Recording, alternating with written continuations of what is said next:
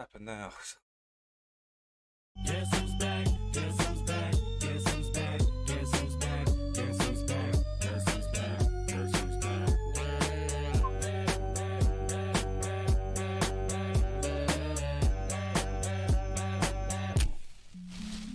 Hey, good morning. Morning, Simon. Everybody. Good morning, Forever Love. How you doing? Hey, good morning, Brendan. I'm still a bit half asleep, guys. I got up a little bit late, man.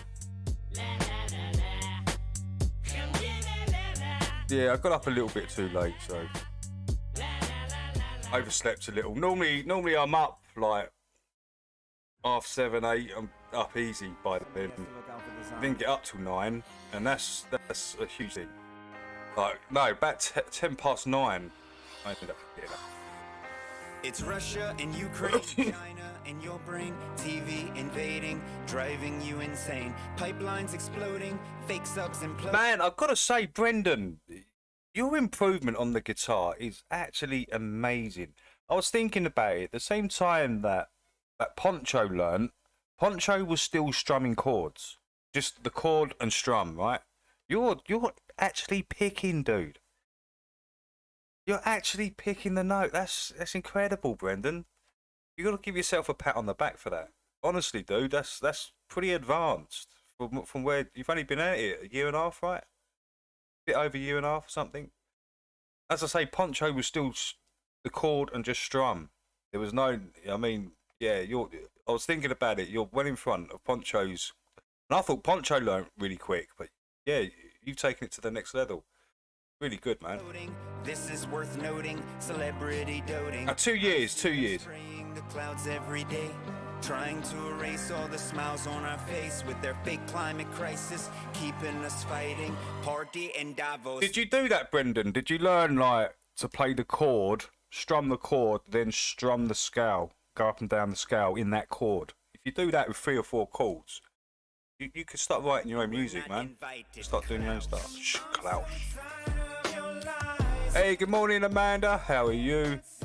As Amanda already knows, I'm still half asleep. Yeah, got up, as I say, probably about 9:10, which is way too late for me normally. It's way too late. And I feel a bit sloshy this morning. Don't know if it's this weed that I got last night. I forgot what it's called. It's so strong. The guy told me the name. After I smoked a spliff of it, I forgot the name.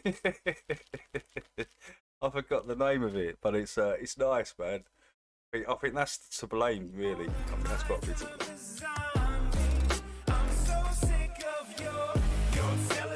Hey, good morning, Liz. Good morning, Liz.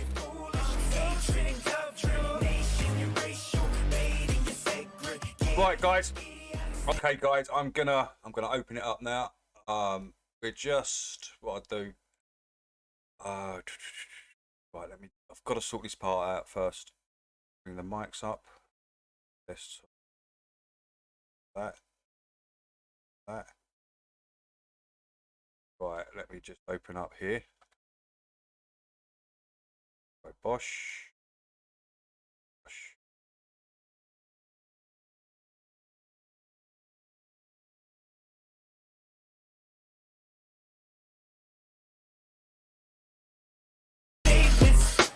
Trains are derailing, the system is failing, geoengineering, Hey, Soosie's in the house, are hailing. Our DNA's changing, humanity's fading. In the midst of all this Klaus Schwabing, Bill Gating, I'm contemplating giving ultimatums, start abdicating or get forced out this nation. School systems breaking, our kids are degrading. Look at the wickedness they are creating. Our food plants are burning, I'm quickly learning. Starvation's the plan for whom it's concerning. Our cell phones are watching, everything's listening. Your privacy's fading to a communist misery. I see them spraying the clouds every day, trying to erase all the smiles from my face with their fake climate crisis, keeping us fighting. Good morning, Schlo. Good morning. And Carbis, but we're not invited. Klaus.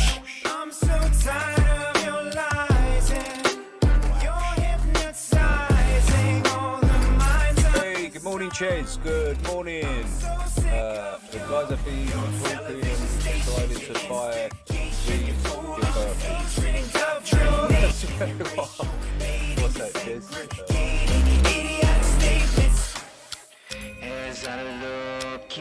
I'll post the link, it's too long. What? That must be a long ass link, Ches. But the things they did in the dark to us have come to the light. I'm so tired of your lies. I think Jason's coming in today. I think Lev might be coming in. John will probably come in. If Brendan isn't working, he might come in. Anyone else, you're welcome to come in. It's not going to be a like topic, but it's like anything today. We just chat about. Hey, Chills, what's up? What's up? Hey, Simon, what happened with you and Ricardo last night? You had a bit of a back and forth. I see you was getting a little bit annoyed there.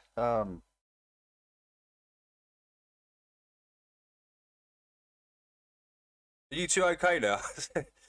I hope you're good because yeah. I like both of you, man. You're both pretty cool, but okay, cool, man. Cool. If you put together a presentation, Simon, you can come in and just present, dude. And we'll just interject when we can. That'd be awesome, man. That'd be awesome. Get the fuck out of here.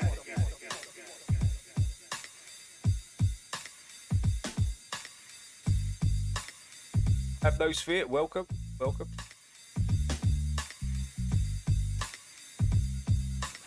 In the waiting room. Are you in there? Oh, I haven't opened up. What a more. Sorry, guys. Sorry, I haven't gone into the bloody hangout. I've just left it there. Are you all in there? I'm sorry. I'm so sorry. I forget how to do these after a week. I just forget. Tell them what time it Ready to join. Here we go. Simon's already in there. So we can go. We can turn this off now. Bosh. I can go onto that. Make sure that's good. Simon's already in there. Is he? Hey, the man himself. Right, there we go. How you doing, Simon? Oh, I like your background. Can you hear me well enough? Yeah, let me just sort out the levels, dude. Let me just get these levels sorted out. Can you talk, Si?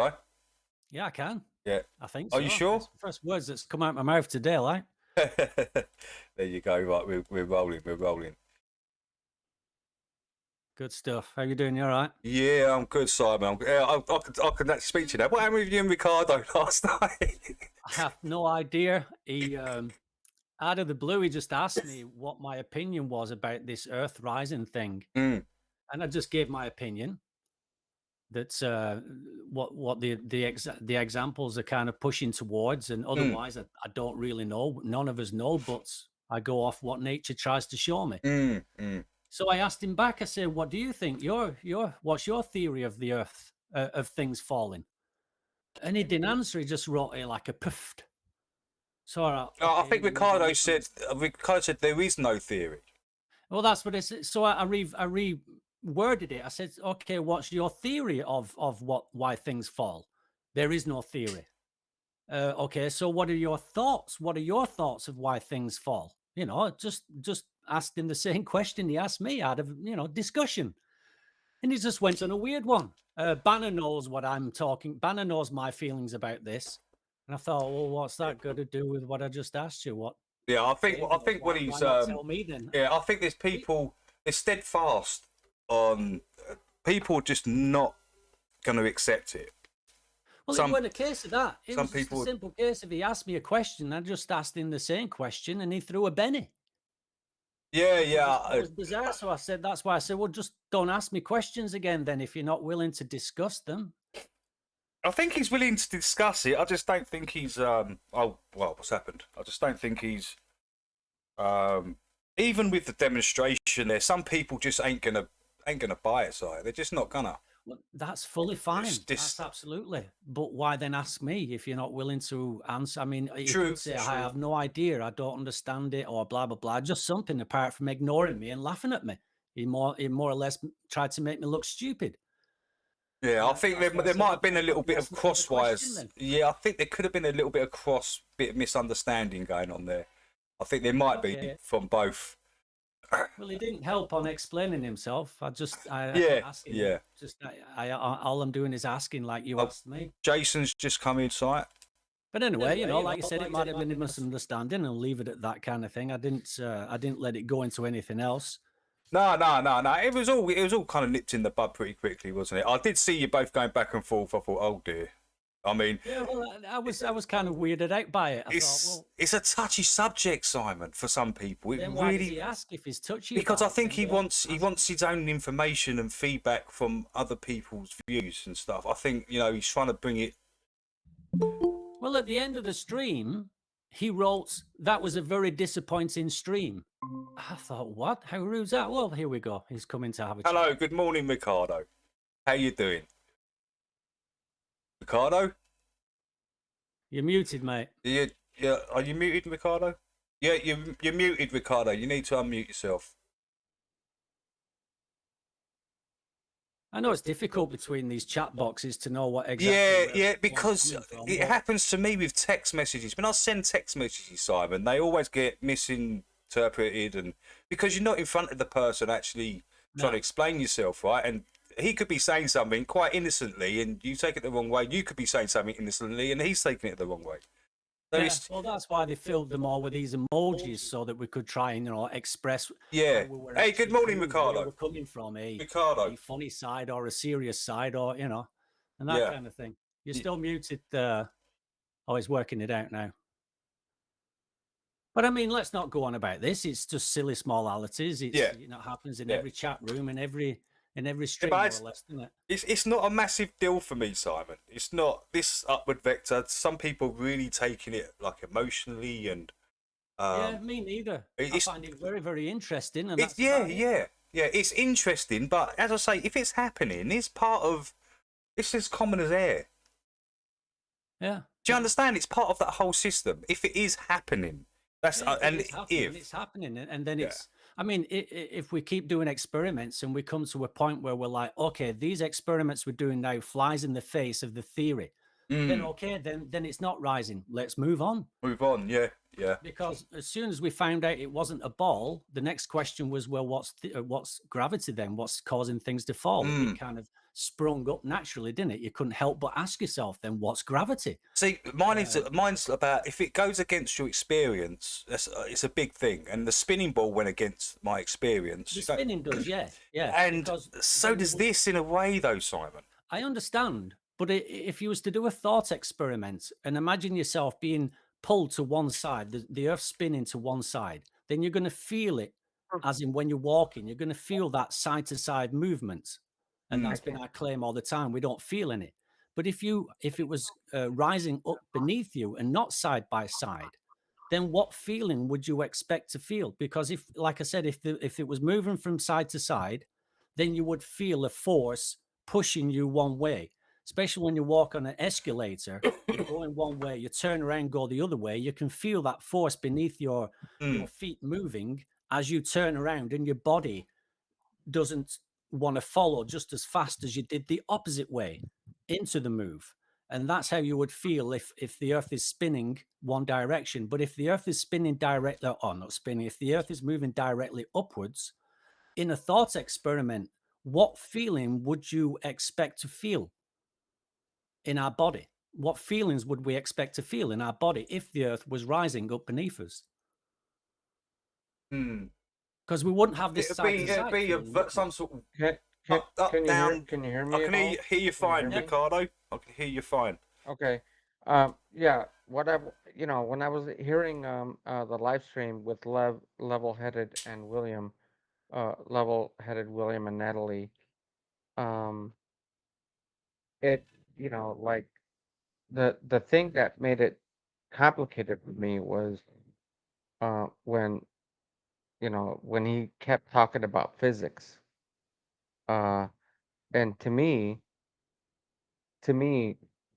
I believe in common sense, and I make it simple. Um, so kids don't understand physics. If you go back to childhood, we don't know what physics is. We just our eyesight and and our feeling and what we do is back to common sense. Is back to our childhood. That's it. So that kind of made me upset. So it was like physics is not that. Yeah, I mean, there's science in the world, right? There's science everywhere, right?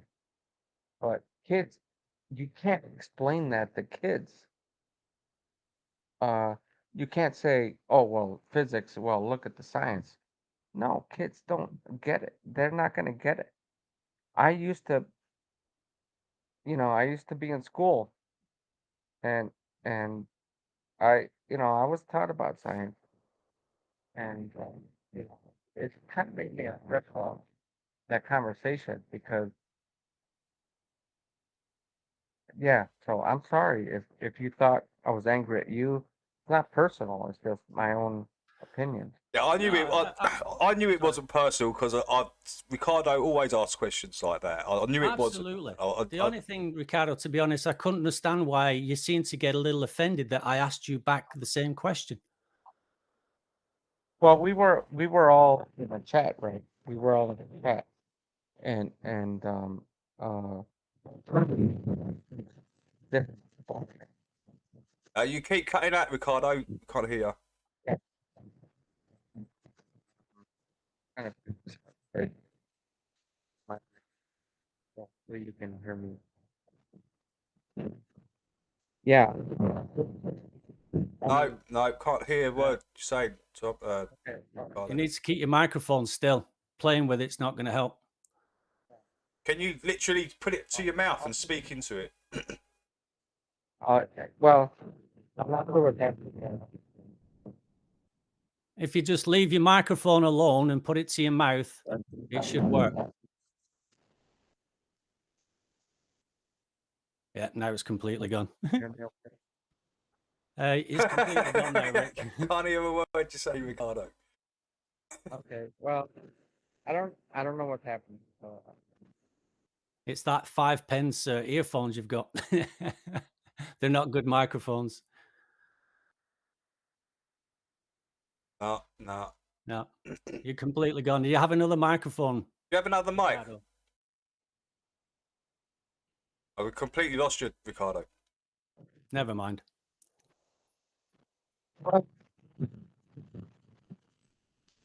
All under the table.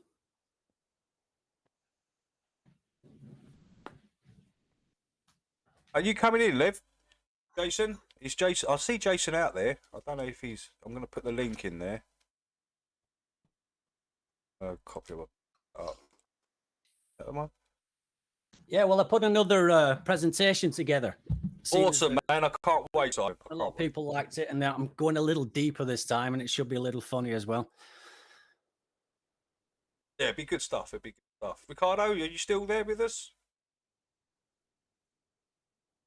It's your sound's completely gone. It's completely gone. I can see your mouth moving, Ricardo, but no sound. No.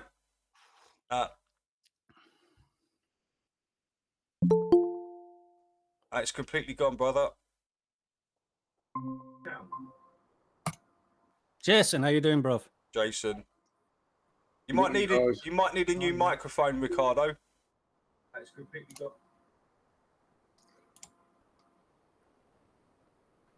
Morning, bud. How you doing? Fresh? Ricardo needs a new microphone for sure. He's working on something. Yeah, I got that link, Jason. Quite interesting. Oh, yeah, cool. Can you hear me, guys? Might check quickly. Yeah, Yeah. you're fine, Jay. I can hear you Loud and perfect. clear. Cool. Good morning. Morning. Good morning, Jason. Yeah, I thought he'd like that, mate. Hi, Ricardo. Yeah, that was quite interesting. I like the concept of the little blue people. Yeah. Had me fascinated. Yeah, that's right. Yes, some Japanese mushrooms that you get that you don't exactly hallucinate like we know, but you do trip a bit, and you tend to see these little 2 centimeter high little dwarves or something, or little beings. Yeah, And this one mushroom is renowned for that. That you in Japan that you see these little beings, or in China as well, yeah, it's and they're Chinese, quite isn't it? interesting.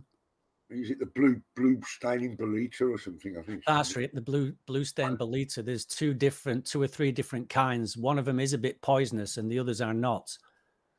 But it's it's not psilocybin that's in them. It oxidizes and makes it blue, but it's not. It's like related to psilocybin.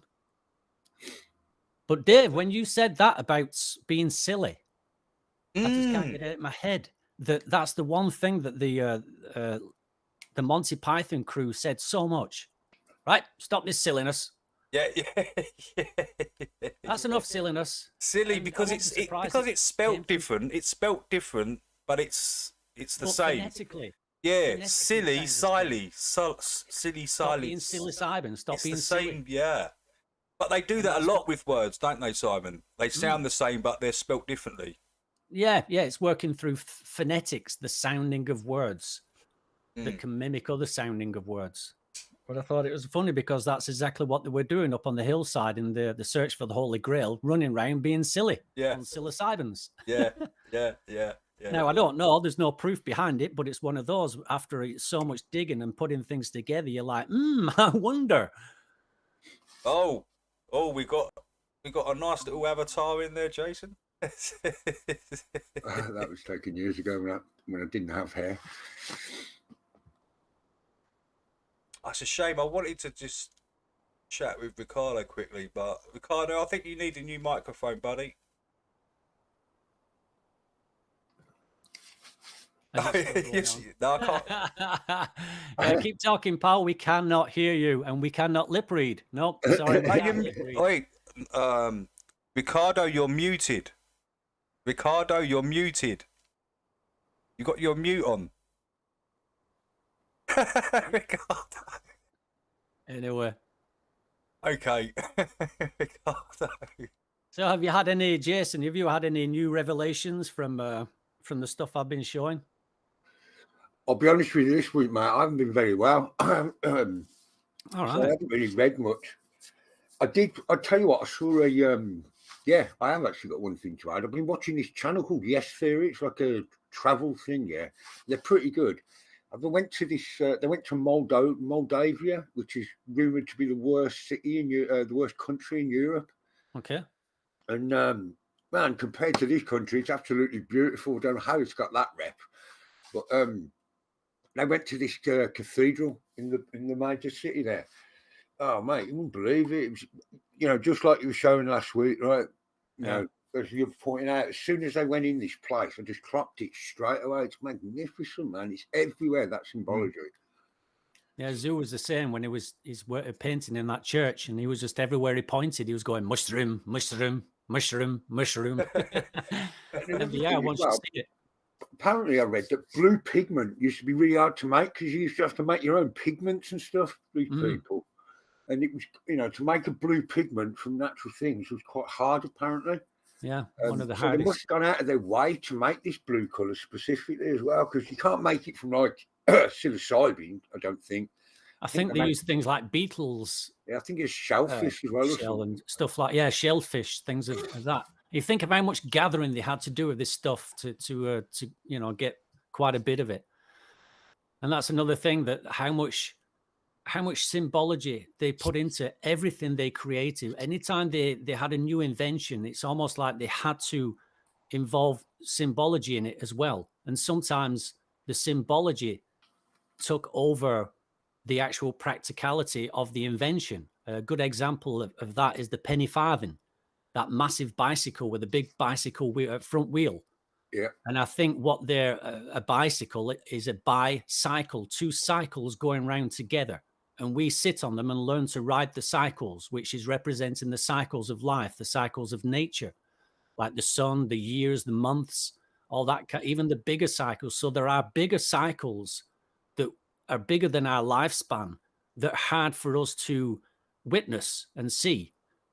And I think that's what the penny farthing was trying to say, is that you learn to ride the big cycles. And that's why they made the penny farthing. But it wasn't practical. The wheel was too big. People's falling off and breaking their bloody necks. So in a lot of cases, they put too much symbology in where the practicality of the invention wasn't good. The symbology was too much. That's my theory of that, the penny farthing at least. I know the mainstream theory of it, but yeah, I've never heard it looked at that way. Yeah, well, the bicycle, 2 cycles. That's why they have 2 wheels going round. I always thought it was a weird thing, the penny farthing. I thought, well, why did they invent this? It's totally impractical, really. No, that's what I mean. The invention was impractical because they put way too much symbology in it. Learning to ride the large cycles. So they threw it away and just stuck with small bicycles as we know today. Or they went really old school and just used their legs. But Dave, you let me know if you just want to walk. chat about something else first, or when you want me to start presenting, I can do. Yeah, go for it, Simon. Yeah, you sure? Yeah, go for it. What we talked about today, Simon?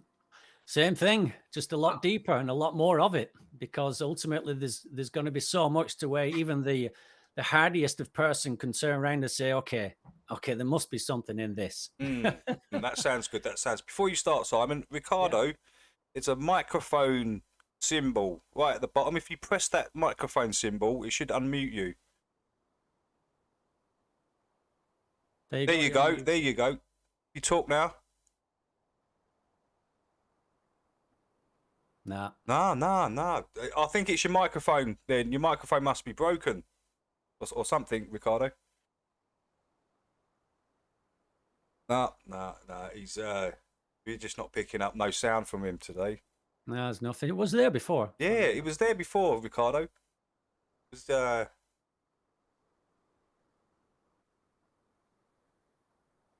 Lip read, anybody? No. Right, crack on then, Si. Crack on. Nice one. Sorry, Rick. Ricardo, we can't. We're getting no sound, mate. So, I'll recap, pun intended, a little bit from last week. And again, I'll talk about keeping in mind the visuals of these mushrooms, how they, for example, here, they grow in little groups together, 2 or 3, sometimes on their own.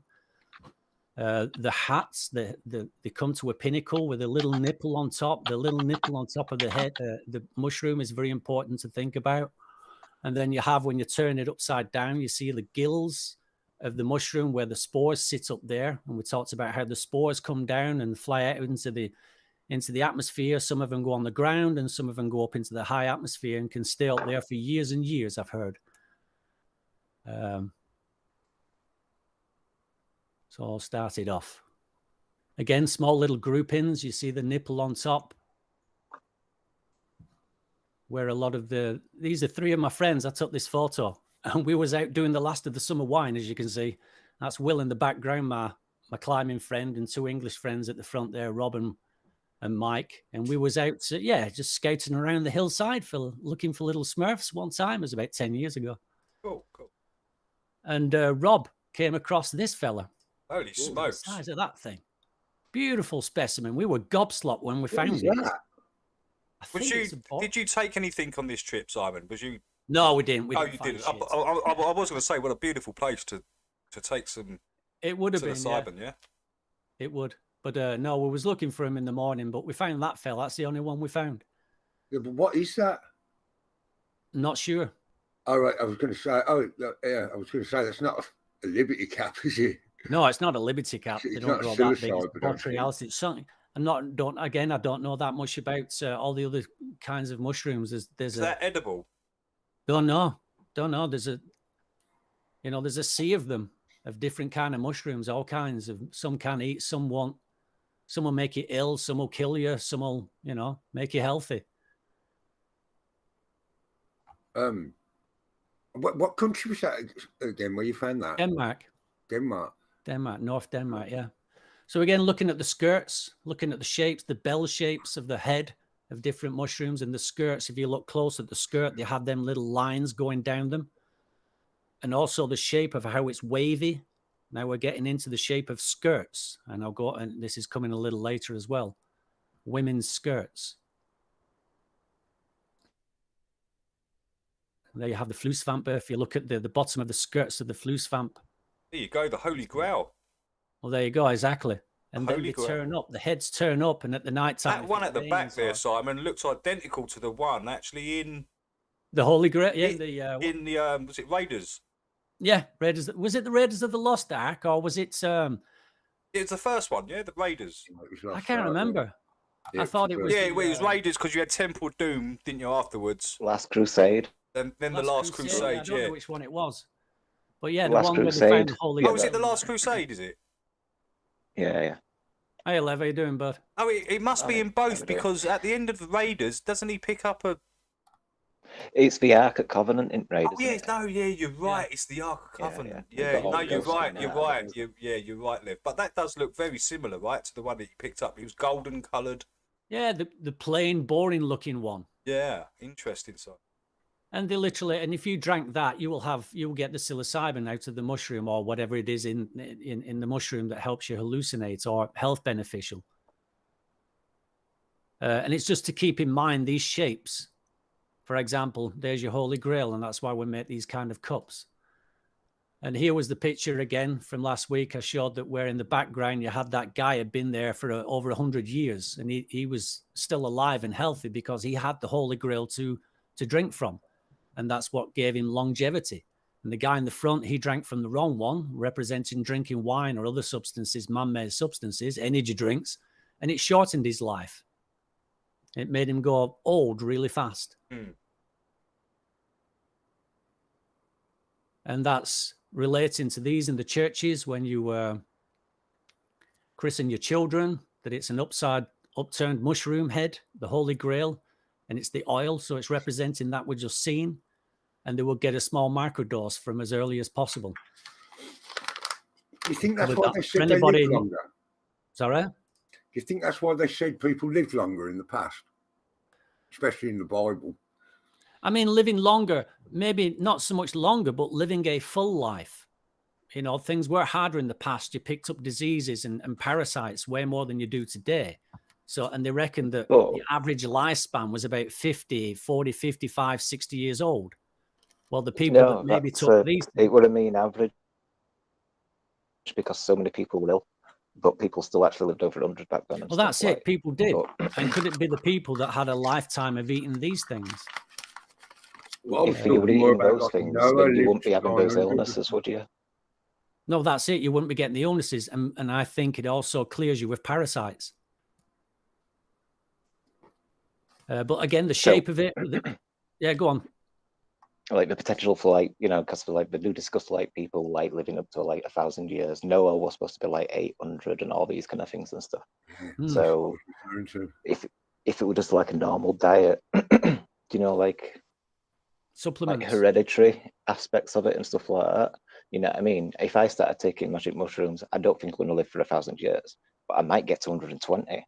You know, exactly. But then my children might reach 200, their children might reach 500, you know what I mean, until it balances out at 9 to 1,200, say, or, you know. But I think in reality, like you said, it means you live a long, healthy life. You don't die early of certain diseases because it cures you of a lot of different diseases. So you get to live a long, full life till old age and be healthy in your old age as well. A lot of people from 60, 70 years old, they might live till 80, but the last 20 years of their life was hell because they were constantly sick.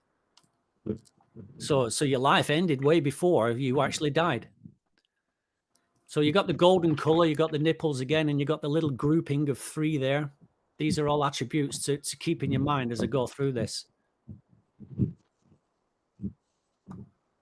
And then we talked about the doors representing the psilocybin, the head of the psilocybin mushroom, and the golden color.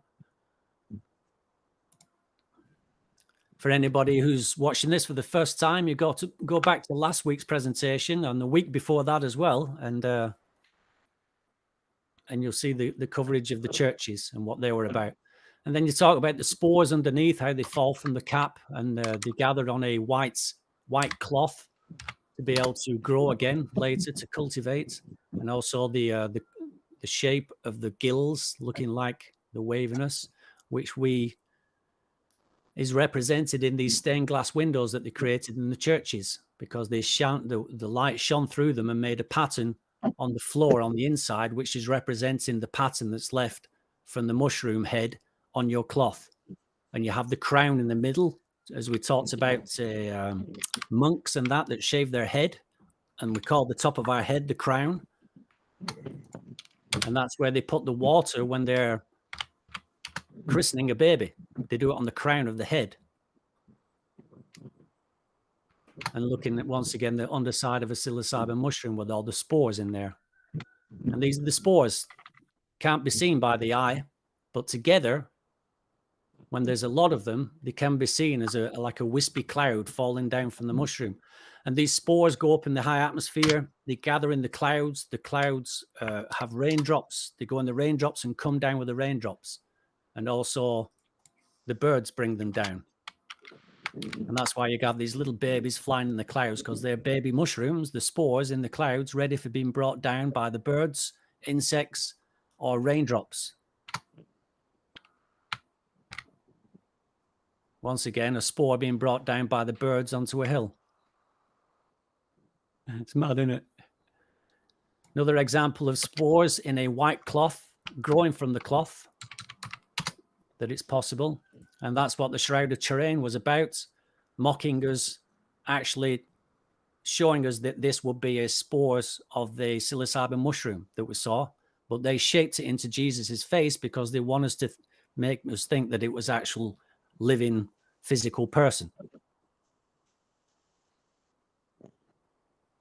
And there you go.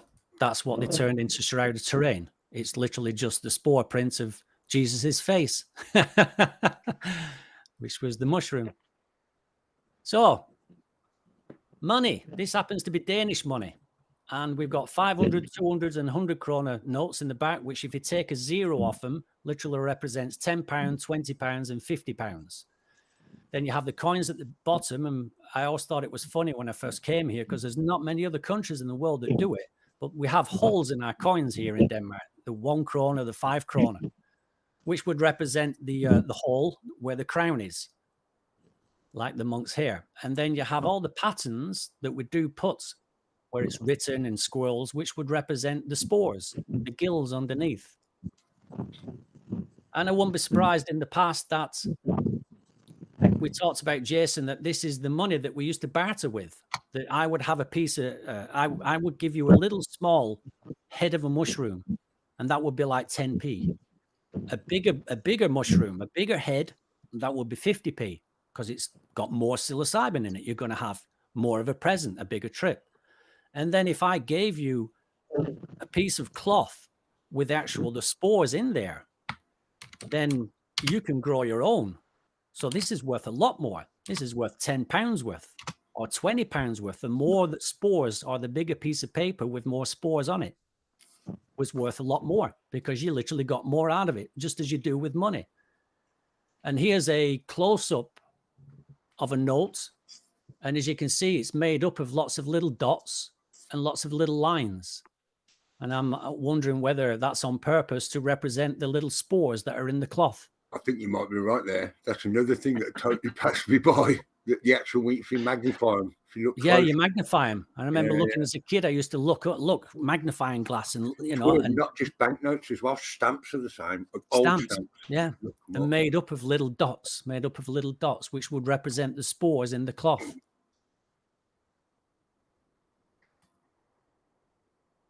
And once again, you see, it's all made up of dots and lines. If you see his hair, it looks like the gills, and the little dots are the spores. So they kept the symbology in the new money that they created. And that would be like £50 there, a £50 note maybe, or a £10 note, whichever people agreed on what these things were worth. Well, if you look online to buy spore syringe ready produced, right, which is basically the same thing in a different format, they're kind of they kind of equate to what you're saying there. Here's a bit of a close-up of the money with the swirly patterns and the little dots. Notice the little dots, and as I'm going through this, I'll show you lots of things with little dots in them, which I think is representing the spores of the mushroom from the underside of the mushroom. There you go, 60 quid note. And we talked about the monks, that it weren't people that just happened to lose their hair in that way that became monks. They shaved their head like that on purpose. Yeah.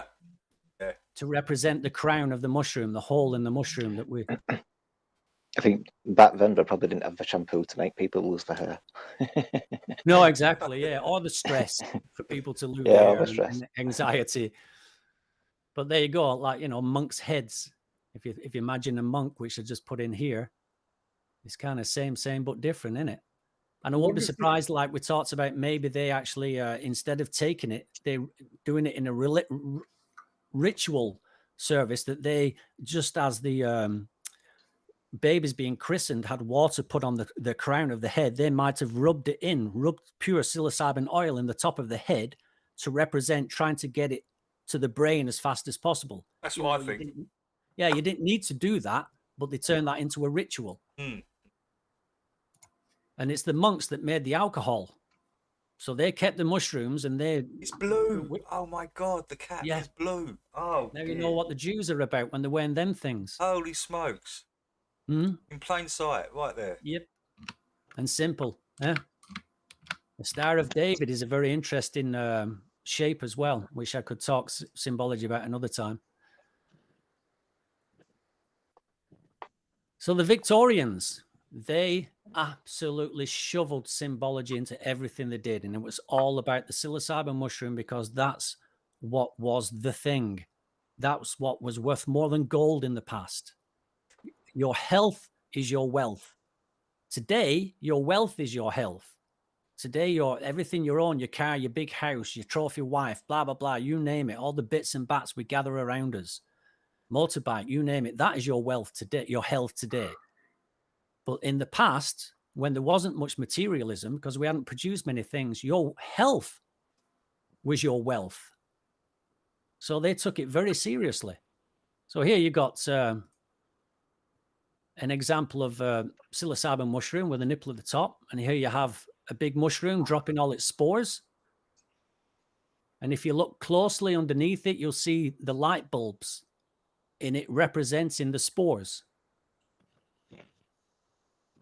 And that is representing the mushroom dropping its spores, and we are the spores. And I find it funny that probably through history, we're told to put our arms up as we're flying round, and you're making the sign of a cross. You'd think if we're pretending to be birds, you would flap your hands, but we don't. We just stick them up like an aeroplane. And I think that's representing the cross, and it's passed down symbology from over the years that people get on these things. And when you're flying around, you put your arms up and you go, wee, you know. But all you're doing is adding to the ritual and adding to the symbology of what you're actually on. It was. Do you remember that? I remember. I played it. Someone's video, and they had them things up. It was in Mexico. I think it was Emerald. But he's walking down that street, and all those things were up. They were all mushrooms, weren't they? Yeah, I thought they were jellyfish at first. And I remember I was going, look, Yeah, why are they I remember jellyfish? that, And yeah. then someone said, no, look at the top. It's like the nipple. Nipple in it. The Yeah, mushrooms. it was. And It you was have the mushroom. lit up, because at night time, when you go in the woods and you're on these things on the high doses, like me and Jason's experienced, the whole forest, the whole place is lit up. And they were neon all colours, multicoloured as well, Simon, weren't they? All different colours and. representing what you see when you're on them. So here you've got again the spores falling out, and then the lit up that when you're on them, what you see when you're on them. Yeah, there's a good point, mate. Jack Stream in the text just put I hate fairgrounds. I'm always sick on rides, and let's face it, you get a bit nauseous when you take shrooms. Well, yeah, and sometimes it's scary. You can have a bad trip. You think about people's one person, me at the front of a roller coaster's got my arms up, screaming and shouting in pleasure, to the person behind me screaming and shouting in pain and horror. Have you ever been on a ride on acid? I have. No, only on weed. Oh, yeah, Because me too. we have some, we used to have some local like fair come up to our town like every year, and yeah, one year we ended up taking some acid and we went up there and went on one of those. Do you know the ones with the chairs you sit in? They spin, plus it spins. It's spinning around and the chair spins as well, right?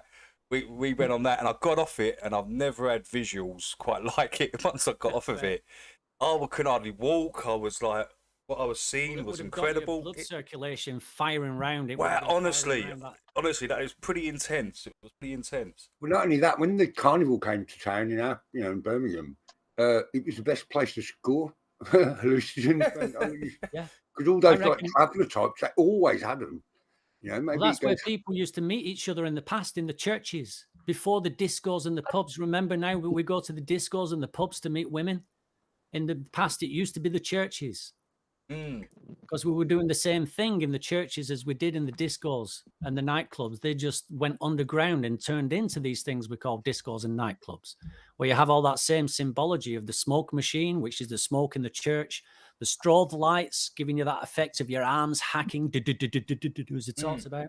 And it's just representing that you see on the trip. So here you've got a picture of the carnival they're advertising it with, and it's just mushroom symbology. You got the fireworks representing the underneath of the mushrooms, the gills, dropping all the little spores. You see the little sparkles coming out. And then we have animals on these fairground things. We sit on these animals like horses because it's representing the strength of the mushroom. When you'll see as I go along, they often put animals together with these symbologies because it's symbolizing the strength and the power of the psilocybin mushroom. But all that is that you see there are mushrooms. Red and white stripy tent there as well. Oh, has Ricardo got his sound sorted? I think it keeps going on and off. I keep hearing little pops from Ricardo. I think he might have his sound sorted. Ricardo? Did you notice that red and white stripy tent in that last picture? No. Yeah, another one's coming as well. So you got all the, like we said, I was on the cricket field on a high dose and it was just lit up like neon lights, everything swirling round, spinning round. And you got the same representation here on the waltzes, as they call them, I think it was. And there you go, more symbolic. I mean, these things, I never went on them as a kid. I used to think they look boring. You just spin round, you get stuck. As they wanted to put new people on. The only thing about this is that you get to see the whole place from a high view. I remember thinking, well, I'll just go to a high building if I want to see a high view. And as a kid, that was a ride I wouldn't go on because there's no excitement in it. Yeah, I've never been on one either. One of those. Well, it's once again, there's more symbology than practicability. It wasn't a great, fantastic ride because it's more symbology in it. It's the underside of a mushroom. And you sitting in the little boxes are the spores. They often use the human body, us, as the spores, because the spores turn into Jesus Christ, who was a physical body, remember? He's a walking, talking man. So they mix the symbology into it with us as well. I mean, look how crazy they went with it. They even double stack these things. Look at the intricate work. I mean, how many rides they must have had in the beginning for these things to pay themselves back again. And they've got horses running around representing strong horses. That's what you do in the hillsides when you're on mushrooms. You're just running around for 7-8 hours. We're not losing a split of energy.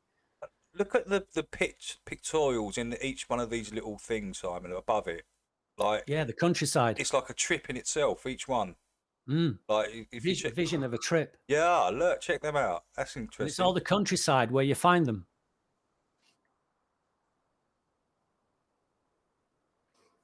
So if you've been to Blackpool, Pleasure Beach, and it's called the Pleasure Beach now, you'll understand. Have you ever been, Dave? No, I've never been to Blackpool. Well, I actually would like to go. I'd like to go. Yeah, man. Well, you go and see it now with new eyes, that's for sure. And when you come into the entrance, this guy called the Laughing Man, I used to think he was called the Laughing Clown, but he isn't a clown, it's a king. So I had no idea, obviously, what I was looking at as a kid. But that slot there, I put plenty of money in that slot as a kid because I only lived about an hour away from Blackpool. So look at the shape that it's in, and you got the nipple on top. So what this is representing, the clown, or sorry, the man inside is the light of the lamp. He's the flame. And mushrooms make you laugh. They make you. Sorry, I was going to say so. Sorry for interrupting. It's The all right. first thing that used to happen to me when I take acid was the grin. You'll start to Yeah. grin and you can't get rid of the grin. It's just Yeah. constantly there. Yeah. That's right. That's true. Sorry And about then that. you Simon. start yawning, and then your eyes start running. Yeah, It's the small little yawn. Yeah, stages before yawn. the trick kicks in. Yeah, the yawn and the smile. Yeah. So I talked about the religious songs of "This Little Light of Mine, I'm Gonna Let," and the other one was "Give me oil in my lamp, keep me burning." You know, the flame that's inside you, and it's the flame that's inside you when you take the psilocybin that makes you start laughing. So the laughter is coming from the mushroom, and that's why they've put this dude inside a mushroom laughing his little cock off, because it's representing what happens in the mushroom. This is why we have lamps. And you see on the side of his chair, you have mushroom symbology again, the underneath with the nipple in the middle. It's trying to tell you what happens to you when you take psilocybin mushrooms. You laugh. Is that guy looking down at that one? I like the way you're eating your candy floss. I do He's like got the the way you're weird- eating your candy floss. He's even got the weirdo glasses. Oh, And good. He's even got the glasses. So when you come into Blackpool Pleasure Beach, the first thing you see is this, telling you from the beginning, all this that you see in here represents what you would normally experience on the field with a belly full of mushrooms. And that's how much energy, again, it's just referencing to how much it meant, not just to one or two people, but the whole of the civilization, everybody.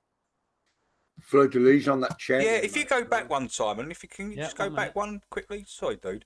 Yeah. These symbols down here on the bottom left, there's actually like the mushroom there. If you're looking up at it, it's Yeah, that's right what I was there. saying on the chair. Yeah. We've got mushroom symbology. The Why round would that even be and the on there? nipple. That's the, And the fleur de lis on there, guys.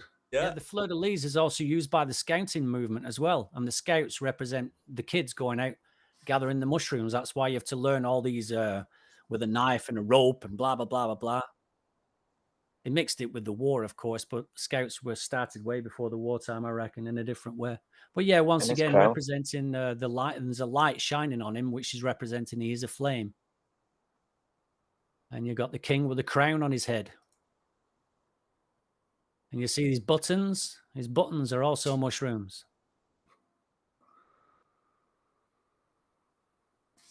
And they're laughing. kind of And it creep me does, it out. laughs. Kind of creep me out, them dolls a little. Yeah, funny you said that, because I didn't like it. It creeped me out as well. We'd go up to it always and we'd put money in it, but never stayed until it stopped laughing, because it started creeping me out. It was like, let's go. That's enough of that. But here you've got the underside of a mushroom. You see in the middle of here, you have the aniscaret mushroom, the flusvamp. And you've got the gills, and the people sitting in it represent the spores of the mushroom. And when the spores get let free, they swirl up and down and around in the air, up and around and down. And that's what this is representing. Whilst you're taking them and experiencing the trip, you're seeing all these colors. So what they're representing there is a trip. And we talked That's about incredible, that picture. how we saw you saw on Dartmoor, didn't you? And I saw on the cricket ground, and literally like this. And that's what the fairgrounds are representing. This is same, but different. Yeah, I've Trying seen to that. give you I've seen that hallucination myself with the colours and the geometric. Exactly Yeah. like that. Yeah, you're right. Yeah, all the geometric patterns Yeah, that you see yeah. on your wall that are not on your wall, they're in your eyes, because you close your eyes, they're there. And I'm quite sure if you took your eyes out, like we talked about the blind people, that you'd still see that. I think we've lost Ricardo. Ricardo's nodded off. He's in there. Yeah. At least he made it. Meanwhile, in Cuckoo Land. And you have the Smurfs again representing that the whole forest Ricardo's is lit mic's up. down. Definitely down. There's something wrong on Ricardo's end. I mean, I think so too, yeah. And the Smurfs, again, representing a heavy trip out in the forest. You didn't need a light. You didn't need a torch with you.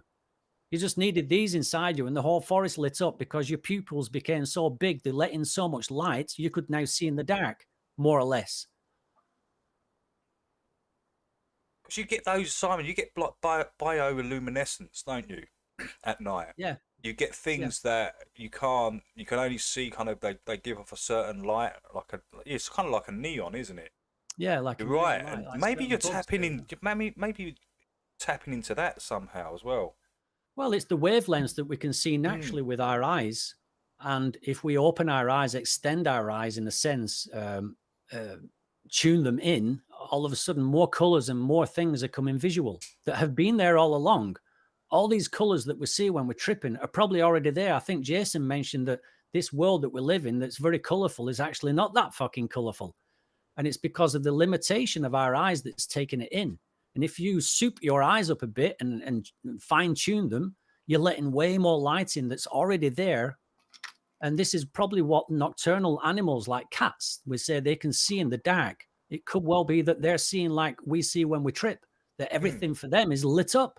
Yeah. Well, they say we only use it 0.01% of the spectrum Is that right? of visible light. That's what we The observe. visible light spectrum, yeah. Yeah, that's we true. observe like a tiny fraction of what's actually there. Yeah, the rainbow colors is the fractal light that we can see in that range, and it's hardly anything. Yeah. Compared to what supposedly is there. But once again, you've got the kids. It's always about the kids in there as the spores being spun around, and they're going up and down, and they're underneath a mushroom. And you see the gills and the spores, which is represented by the light bulbs. Lights and yeah. I got 15 minutes, guys. I'll start a new one in 15. Jeez, man, that goes fast. It does go fast. So again, more spores. Hell to skelter. You see the flames on it coming down into hell. That's probably when you're coming down and you trip. What's the connection, Simon, with the helter skelter and? No, I've often wondered that. What's the guy? What's the guy's name? Manson and all that, and Charlie Manson. You got to look into that lot, though, guys, because it goes far deeper than that. I won't interrupt your thing there, Simon. What I reckon this represents is that you're coming down from your trip, and you're coming back into hell. Yes, that is it. That's it. You take your trip and you go up to a higher realm where you're not in hell anymore. Everything's beautiful and you feel fantastic. It's the come you down. feel heavenly. Yes. And when you come down off your trip, you're spiraling down back into hell. That's a good one. I like that. The whole come down terminology is a bit strange if you think about it. Yeah. There you go. A little grouping of mushrooms there, as I showed you in the beginning, as you find them in the fields. This one reminded me of when you was talking about, Dave, when you was on about gathering the mushrooms up fresh in your hand and make them into a big ball. And you ate the ball, yeah? Well, these are games as well, old-fashioned games. And you see all the hats are representing different mushrooms. Even the guy without a hat representing like the monk. And you have to throw a ball in their mouth. And it's this next picture coming up here, which reminded me of you. Yeah. Throwing balls of mushrooms in your mouth. That's what it was like. Maggots, flies, and creepy crawlers and everything. I can't believe I did that. I think I was only 16 or something like that, Simon. Yeah, 16, you don't 17. think it wouldn't harm you whatsoever. A bit of extra protein, so what, you know? That was intense. That's the very first time I ever done them, and that was very, very intense. And then you have this thing, which is also representing the strength of the mushroom. You hit that thing and ring the bell, and the bell is a mushroom.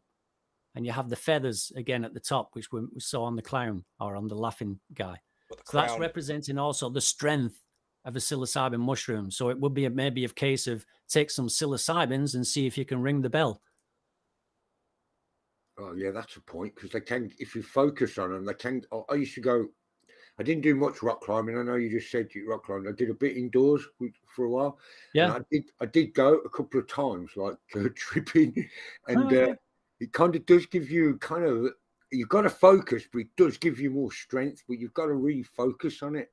Well, if you think of, again, the time that we used on the hillsides, 7, 8, 9, 10 hours running around, we're not losing a spot of energy. You slept for 3 days after, like. But here you've got literally more or less like the Search for the Holy Grail, where they saw that giant guy with 3 heads. This is also representing how you can see things when you're tripping. That guy, he was like 20 foot high.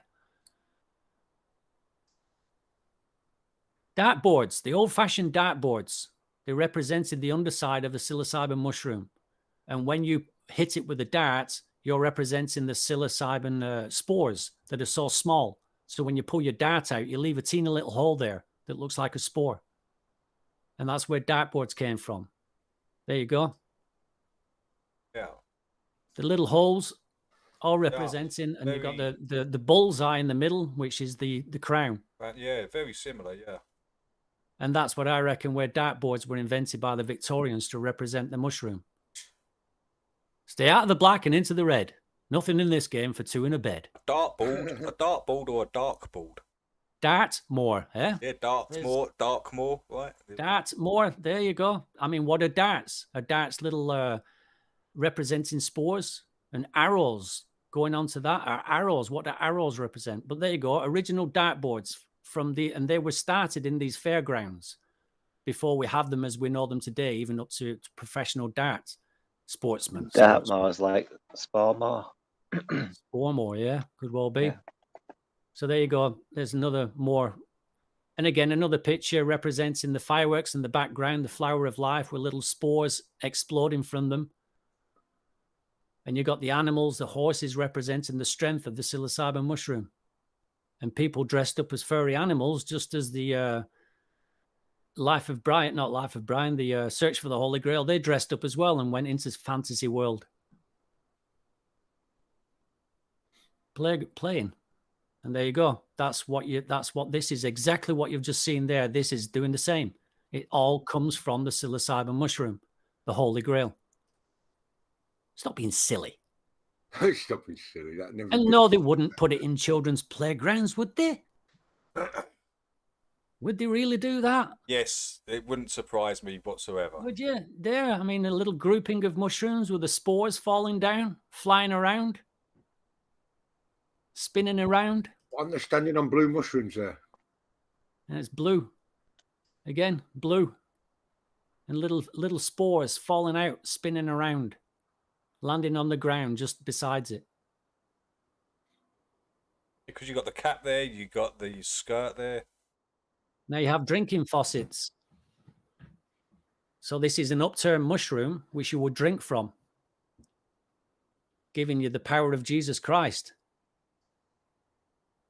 And it's not also that in your gardens to feed the birds is an upside down Holy Grail representing the oil that comes from it mixed with the water that you drink from it.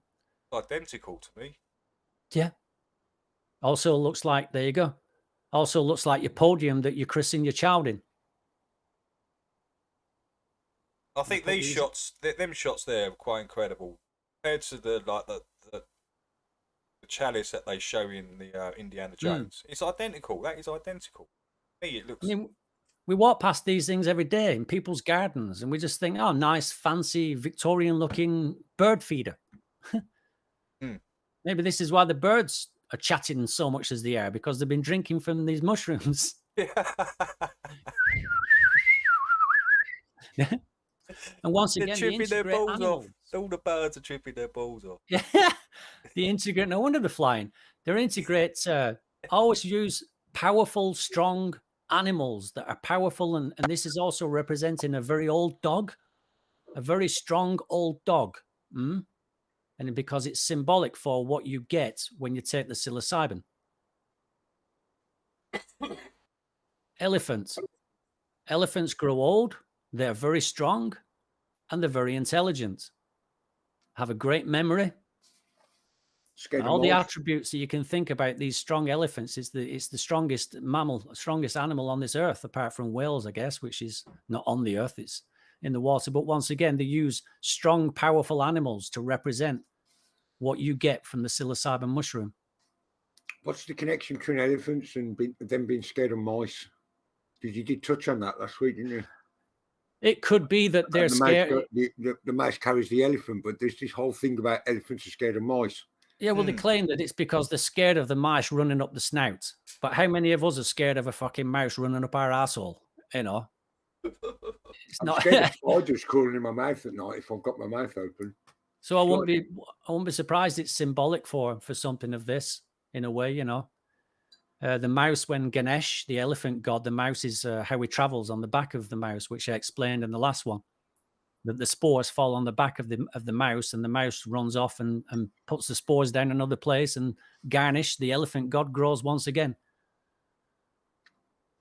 Once again, elephants representing the strength of the psilocybin mushroom. And then we got into the pineal gland. And I think the pineal gland is also double symbology for an egg, because it's also shaped as an egg. And you'll see in the next one, it's more of an egg shape, isn't it? Because that's what the mushroom grows from first. It grows from an egg. And then you can go into all the egg symbology of, like we talked about, the superheroes, Mork and Mindy, Superman coming down in an egg. Oh, coming out of an egg. If you reverse that image, turned it upside down, then the egg would be at the bottom. It would come up like a... Well done. Well done. Now you're seeing it, Dave, because I've got some coming up in a bit, which you need to invert the picture in your mind to get to what it's getting at. And like I said, the inversion, the invert a lot of things. Here you've got the horses at the top and the lion heads representing the power and the strength of the mushroom. And the people underneath that are playing music. You can get very musical from taking these things, just as you do with cannabis. These are all the attributes of what you get from taking the psilocybin. Again, with the lion heads and the horses, pictures of strength.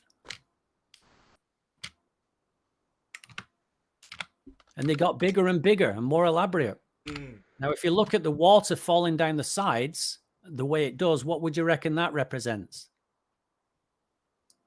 Are we supposed to invert this? No. You don't have to invert it, but the water falling down the sides as it does, dripping down in small little drops. It's got to be the spores, right? It's got to be... There you go. This is in the Vatican. What? Oh, come on. In the Vatican. Come on. You can't tell me that it's not a mushroom at the top. What? Cheeky ass mofos. It's actually right there. It's right there. They designed these things that the water fell in little droplets and not in little runs and not in like a Simon, waterfall. you've actually got both. You've got the top part is when it's growing, and you've got the bottom part when it's spread out, the chalice. Yeah. All in. That's incredible. Come on. And dropping the spores as well. Dropping the spores all around them. The symbolism's pretty crazy. See, it all falls in little drops. And you see these people underneath, very old, very strong, very wise, sitting in blue.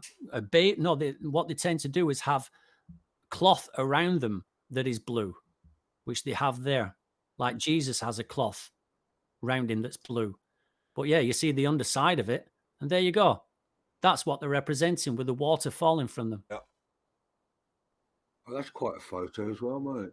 Isn't it? And they're the spores coming off of that, Simon, right? They're the spores coming out, swirling around, being caught up in the air, spinning around and swirling around. Just as we saw kids hanging underneath the rides at the fairground. The other thing about word connections, and I'm fascinated with this nowadays. Why have mushrooms got gills and fish have got gills? Is there a connection there? There might not be. Well, this is the way you can. Doesn't the fish represent Jesus? Yeah. So there's a representation there of. Oh, there's a connection then, straight off. Yeah. Well, they reckon because he was fishing for souls. You know, it's a symbol that he was out when he walked through the countryside and talked to people. He was out fishing, but he didn't fish for fish. He fished for souls. And here you have again where it's all blurred out and it looks more like the picture I just have of the spores falling out. And the strength of the people. Then you're on to something called the maypole in England. We have this tradition every May where we have exactly what you're seeing here. It'd be better with a video to represent it to people who don't know it, but they actually dance and go in and out and weave in and out of each other. This is representing the spores falling down from the hat of the mushroom. We had to dance around the maypole at school, mate. We did. Yeah. When I was young. Yeah. I did exactly that. I know what you're saying. You have to weave in and out, don't you? Yeah, we had to do it as well. We had to go to somewhere and do all this when we was like in the junior school. Yeah, same. me too, yeah. And it's always on a field where you find the mushrooms. And it's always children where they're wearing white cloth. You have to wear white cloth. Ultimately, what's being represented here, I think, is that the human body, like you saw the babies flying in the air as spores, naked, they have no clothes on. when they fall from the mushroom head, we lay cloth down to catch it. And that's why the people are covered in cloth. They're representing the spores being caught in the white cloth.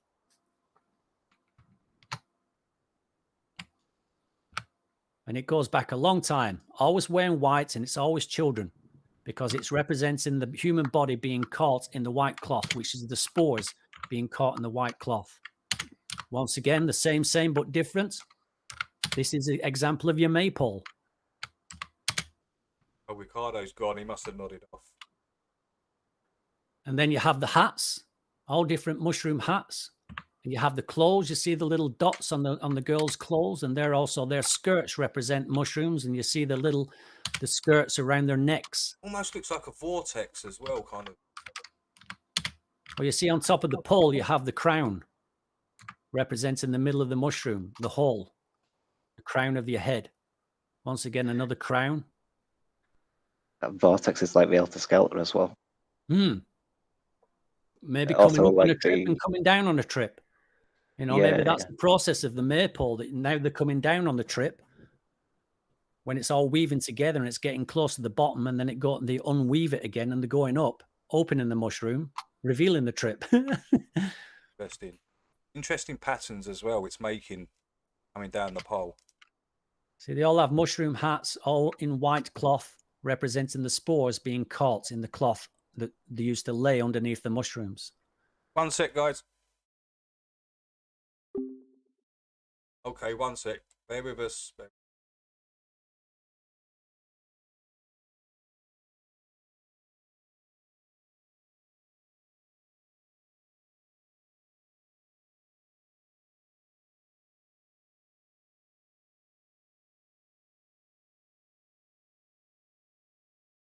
And we're back in. It doesn't take too long. Once you know how to do it, it doesn't take. Ain't too much of a bit.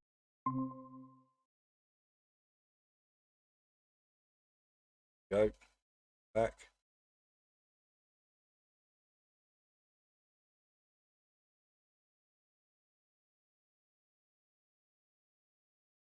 Oh dang it! I forgot to get the link. Hold on.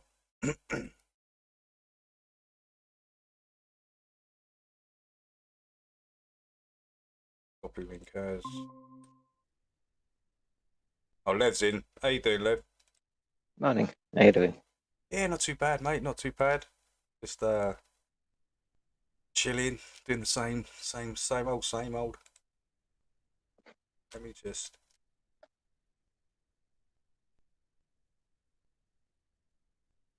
Right, we've got that back. Right, we're back there, guys. Let me just put this into the chat link.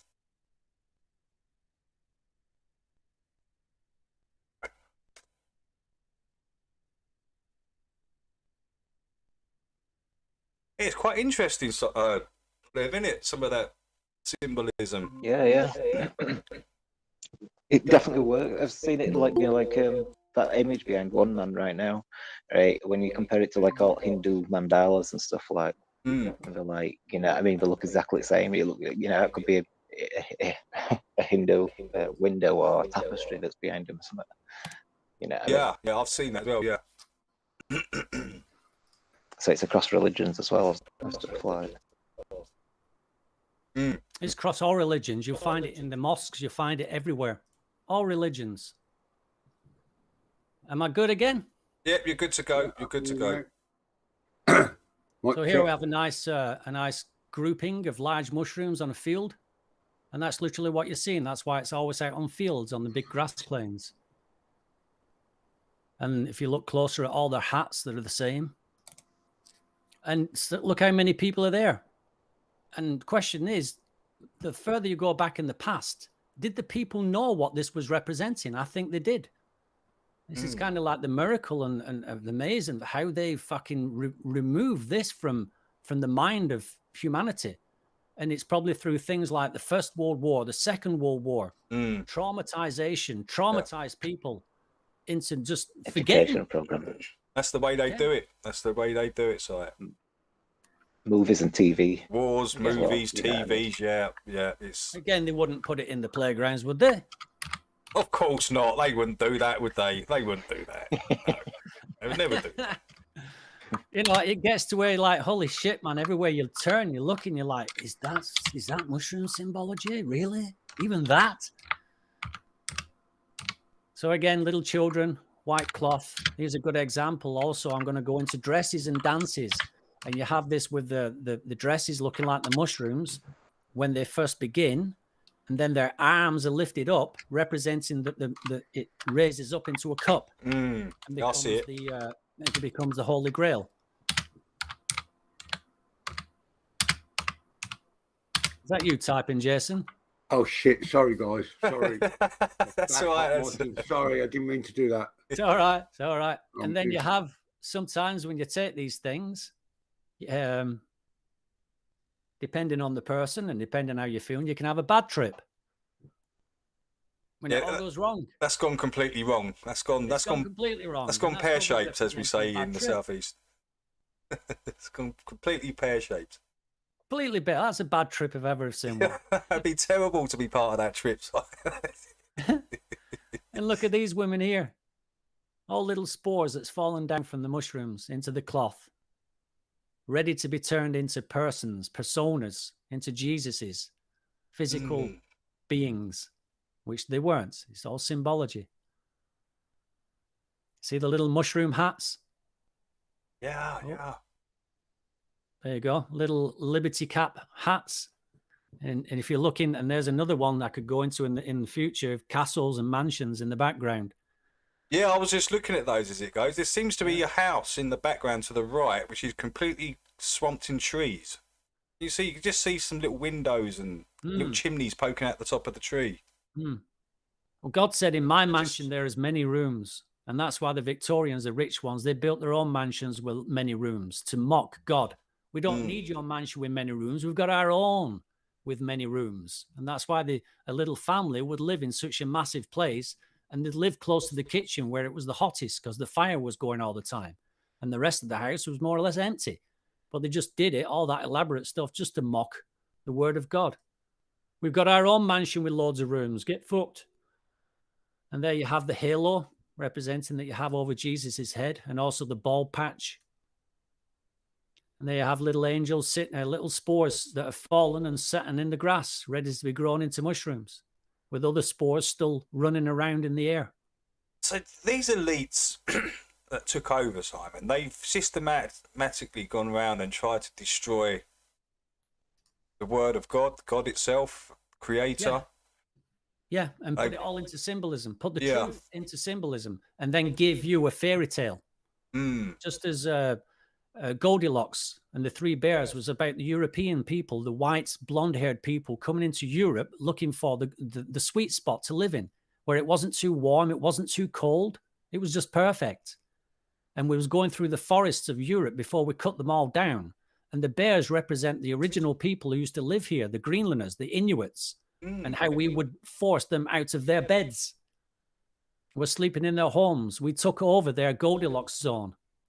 We killed them and took it over, and that's what Europe is. Anyway, you got the lights, the light of God, this little light of mine. And you see at the top, you've got the nipple, and you've got the blue, and you've got the spores, which are these little dots, these little things hanging underneath to represent the spores falling down from the mushroom. Yeah, yeah. Another one. Always got the blue in there.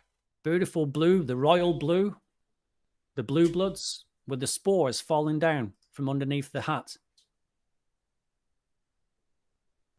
Once again, the flower of life with a little nipple at top, the flower of life in the middle that I showed in the doors, and the spores falling down from underneath the hat.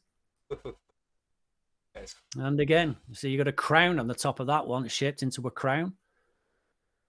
It looked like a carousel as well, that Yeah. previous one. There you go. Give me 2 seconds. It started pissing it down. I've got the door open. Actually got a bit of sun today. Still a bit overcast, but the sun's out at least. Temperature's warmed up as well. Always a good thing. Well, the more and more I show you, I more or less have to explain the pictures that you're seeing. They literally start speaking for themselves, and that's what happened to me. I got so far to where I didn't have to look for it anymore. It literally fucking jumped out at me. Yeah, yeah. Like these, you got the little underneath the on and off buttons, which is something you pull, and then you go over and pull the other one. But they're little spores, and you see the little dots in them as well.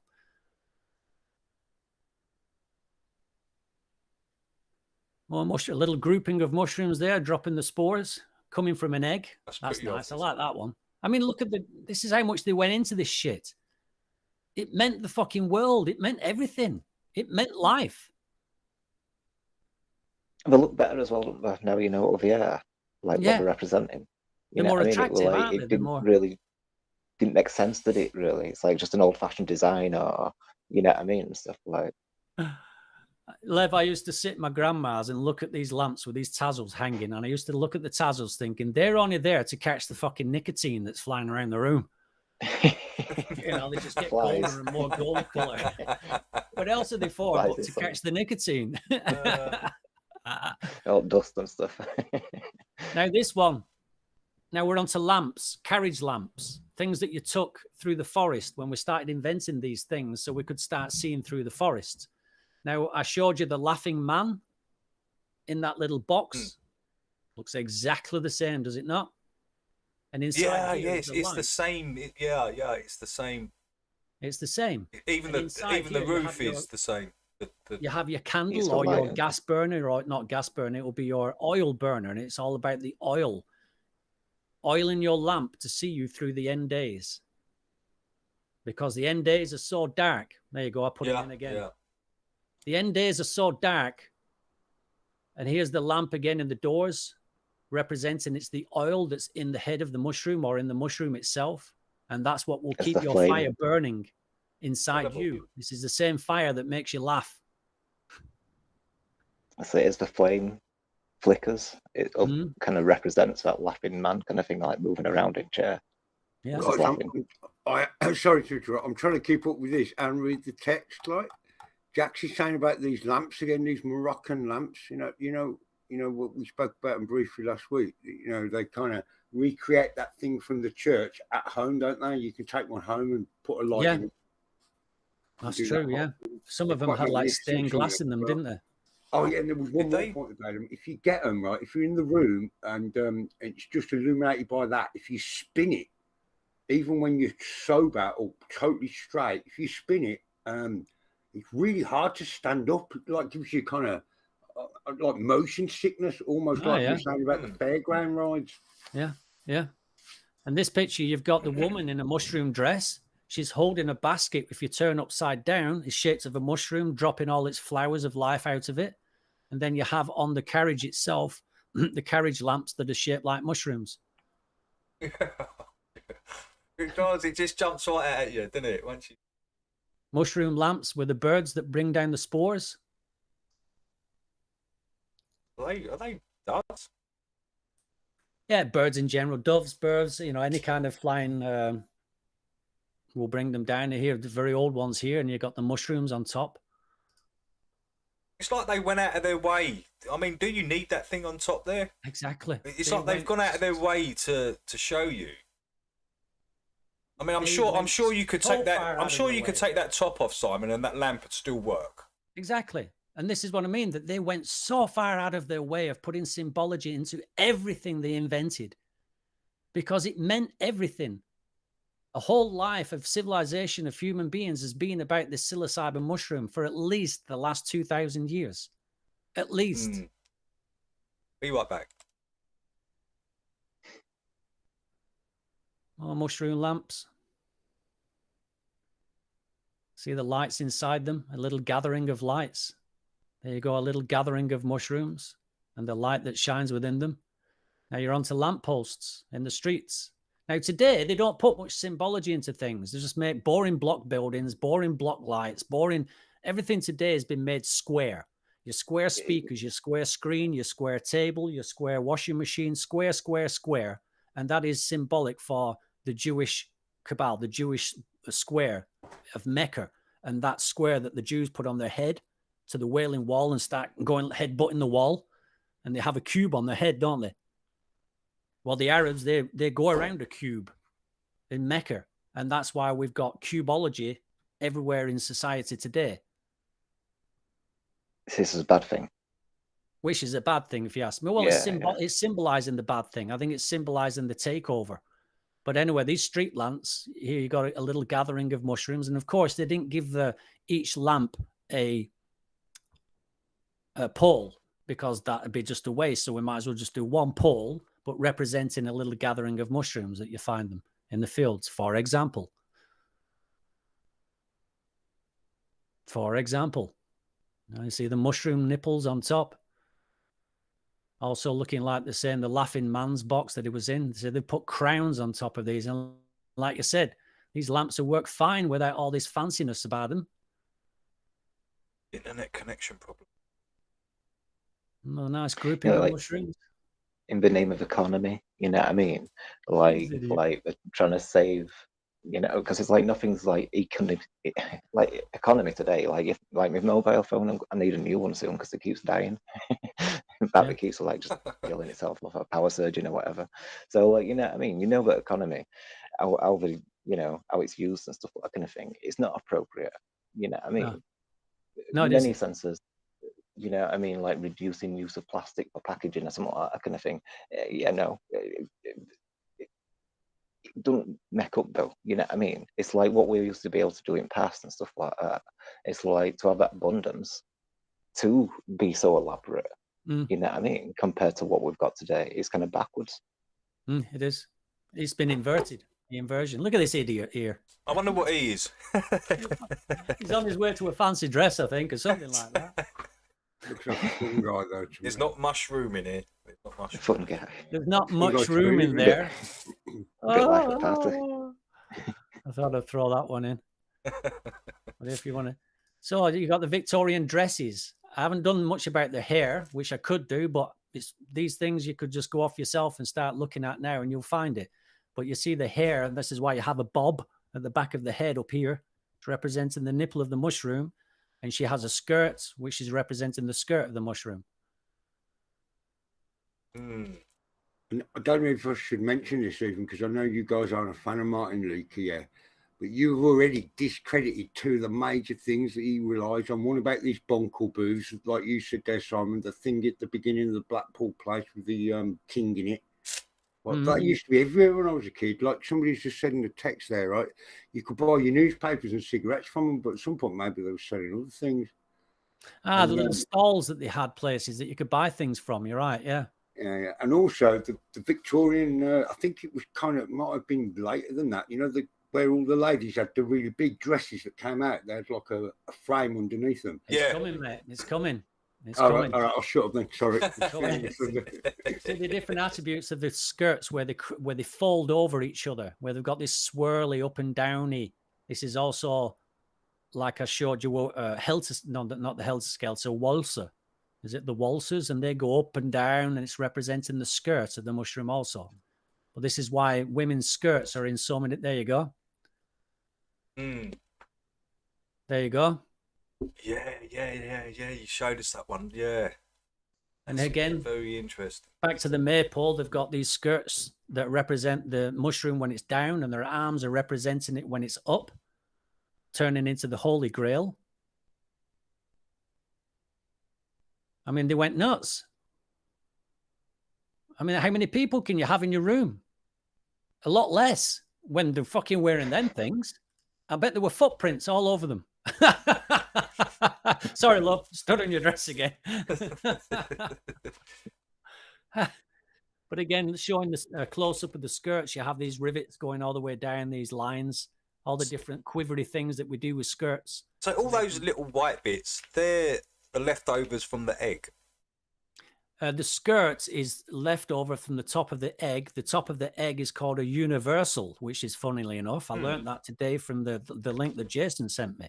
The egg is called universal. This is probably where we have the Universal Studios.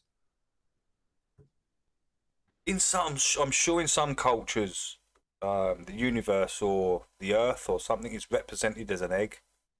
I'm sure I read it somewhere, Simon, somewhere. Yeah. Frilly skirts where the bottoms are all haggard a little. Or is it the moon represented as an egg? I can't remember, but Something was represented, isn't it? Oh, yeah, I see that. So all this was for the rich to sit and stand and look at a representation of mushrooms in a field. You have the ones in the background where the mushroom heads, their arms are down. This is why they hold their arms in these positions, because they're representing the mushroom with the caps down. And then you've got the ones in front here where they're standing on the tippy toes, being as tall as they can, and with their arms up, representing when it turns into the Holy Grail. And there's normally blue associated to this as well. There you go. Once again, having the arms up to represent the Holy Grail, and the skirts of the mushroom bathed in blue. Sophie spinning round with her arms up, representing the more they spin, the skirt lifts up, representing the rising of the cup, the rising of the mushroom, turning into a cup, turning into the Holy Grail. More again, this is why they have their arms out and they slowly raise up, representing the growth of the mushroom. So do you think they made these dresses and these dance styles for people not to forget the past? Do you think it's done because of that? Yeah, yeah, but it's all been pushed away, isn't it? It's all been like... Now we just don't know why we do it. We're doing things and we don't know why anymore. I mean, there's a lot of things in our life we do. We don't know why we do it. I mean, people know why they go to church, but people who know that, you know, when we look at them, we're like, why they do that and what they're getting out of it. It's fairy tale.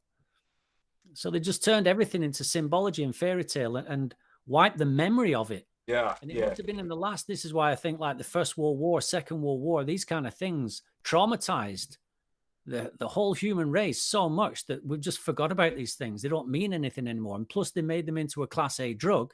So most people, when you talk about the psilocybin, go straight into this knee-jerk reaction of, even though they've never tried them or probably even never seen Oh, it's one. Class A. Class A, they make you fucking crazy. You'll end up you kill people on them and you know, all this fucking, you know, okay. I've got to admit, I never had the urge to jump off a building when I took acid. No. Not once. Like Bill Hicks correctly pointed out, right? You don't see birds learning to fly, jumping off buildings, do you? They take off from the ground first. Yeah, let's try it from the ground. See if you can fly from the ground first. That's good advice.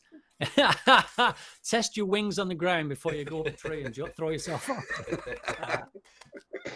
But if anything, I'd say the politicians give me a feeling like throwing myself off a fucking cliff. You know, mushrooms never did, but fucking politicians do. But anyway, marriage. Marriage comes from the word Mary, when you get married. Because Mary was a representation, symbology of the woman who gave birth to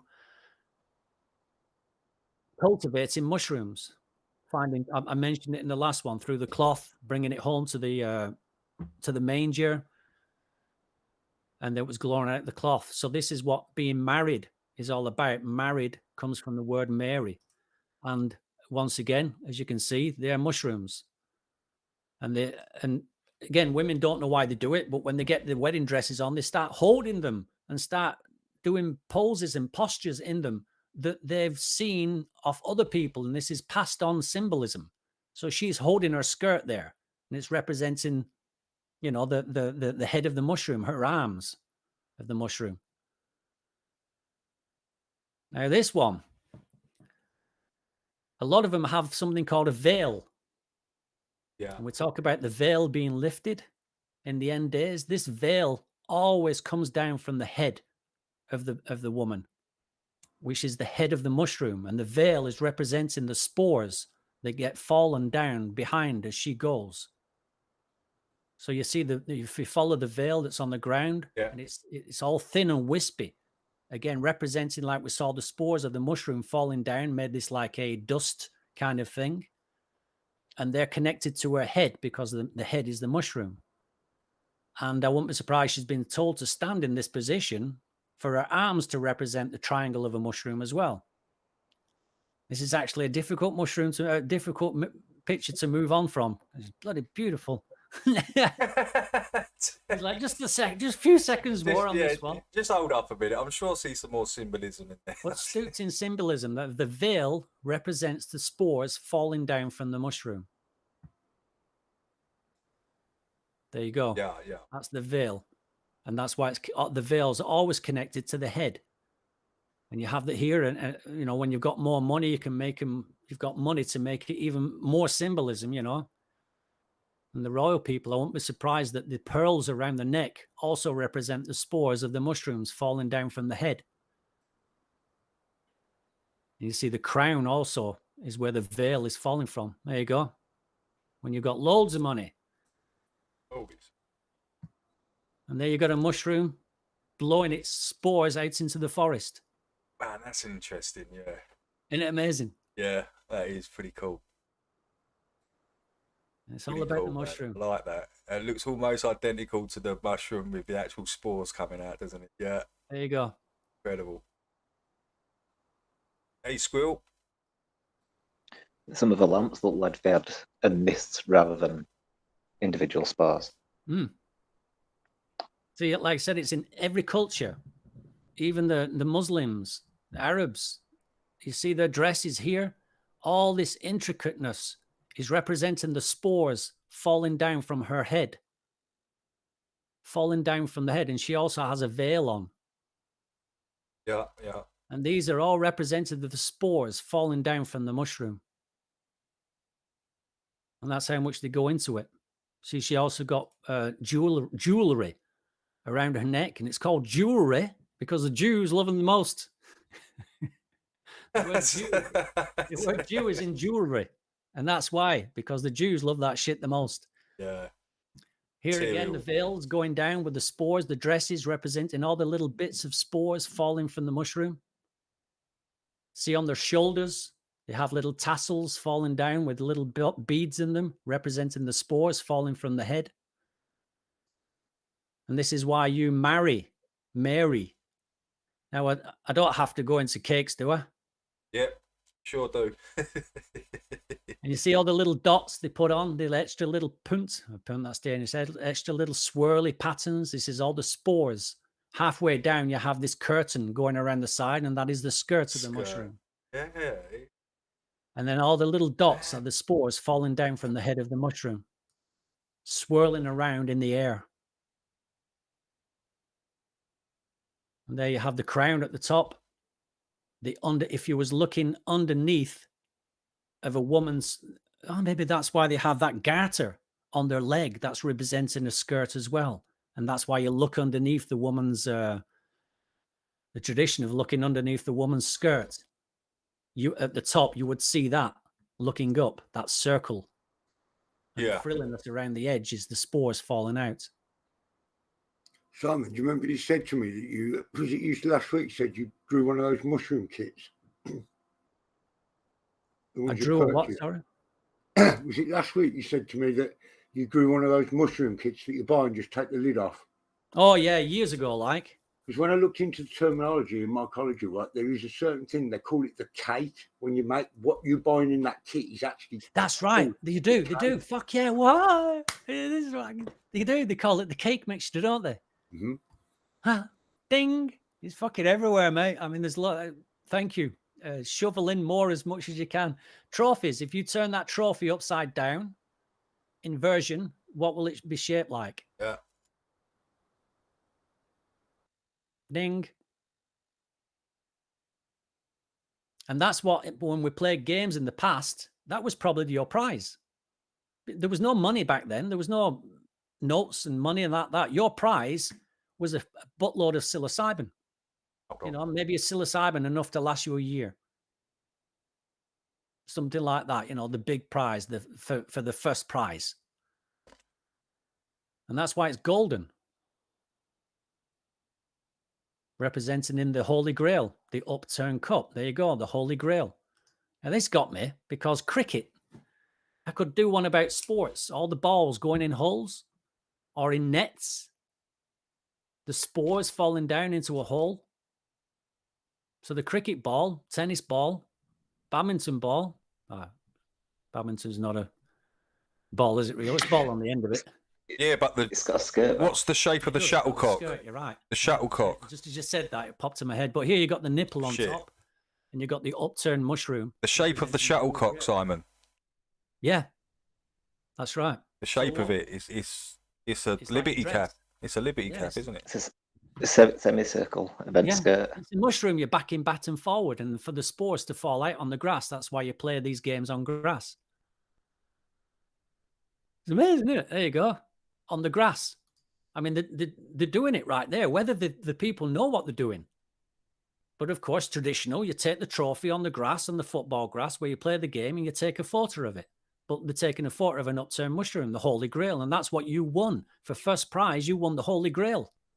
And there was another kind of trophies, and this is the bottom of the mushroom. That's the Wimbledon Tennis. women's for trophy. Right? for batting a spore around on the grass, and you see in the middle, the person's holding a cup. Oh yes. Oh, Holding what a an find! That's a upturned great mushroom. find. Yeah, I didn't. Yeah, Holding the upturned mushroom. it holding the is. Holy Oh, Grail. what? It's right in the middle.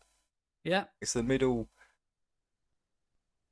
Man, that'd be quite interesting to break that down. That There trophy. you go again. It's a bit blurry, but you've got A lot of symbolism there.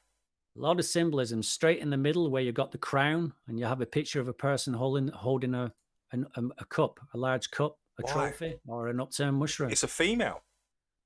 Yeah, A female holding that. I think. And there you go. Look at this one. Talk about taking the piss. They know that somebody Alice must in know what Wonderland. you're doing. They must know that. Why else would they do that? That is literally mockery, telling you right there that the trophies, the true trophies, are little things. Zeus, Little god.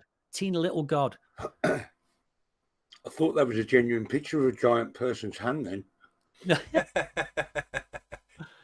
But yeah, that's why. Why would they do this? Why would they create them? For fun. It's a bit of fun. It's a bit of, I don't know, it's a traditional thing that we did in cricket. We create these little tiny, itsy teeny beeny ones, and we take photos of them on the grass. It's mushrooms. And it's the same imagery in churches, isn't it? With the round, with the rat, and these being used as warders, for the warders and baptizing. And the one on the right, the one on the left is in all the stained glass. Yeah, Simon Dan. This one's for Fight the Flat Earth. You've won a trophy, Craig. You've won a trophy, Craig. For being fighter of the flat Earth. Well done. And not forgetting Curacy Cats and Simon Dan. We have a trophy for you too. And I think you'll know between you which one belongs to which.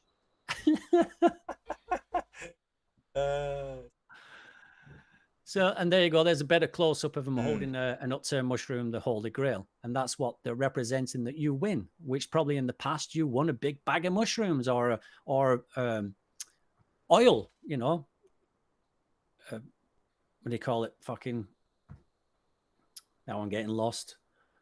Concentrate. In a sense, the oil is a concentrate. You can have a little vial of oil, pure psilocybin oil, which would represent maybe 500, 600, 1,000 mushrooms, And that's how much it was worth that people played games. And so now we're on to buttons. As I said in the past, I think in the old days, we used to go around and pick the mushrooms and put them in our little holes in the lapels to dry out. So you had little mushroom heads hanging out of your holes. And that's why they ended up making the buttons into mushroom heads to represent how we used to have them drying out. And then again, you have the crown in the middle, representing the crown of the mushroom. Laurel leaf around the outside as well, like in the outside of the UN logo. Yeah. Ding. Duh. Mushrooms.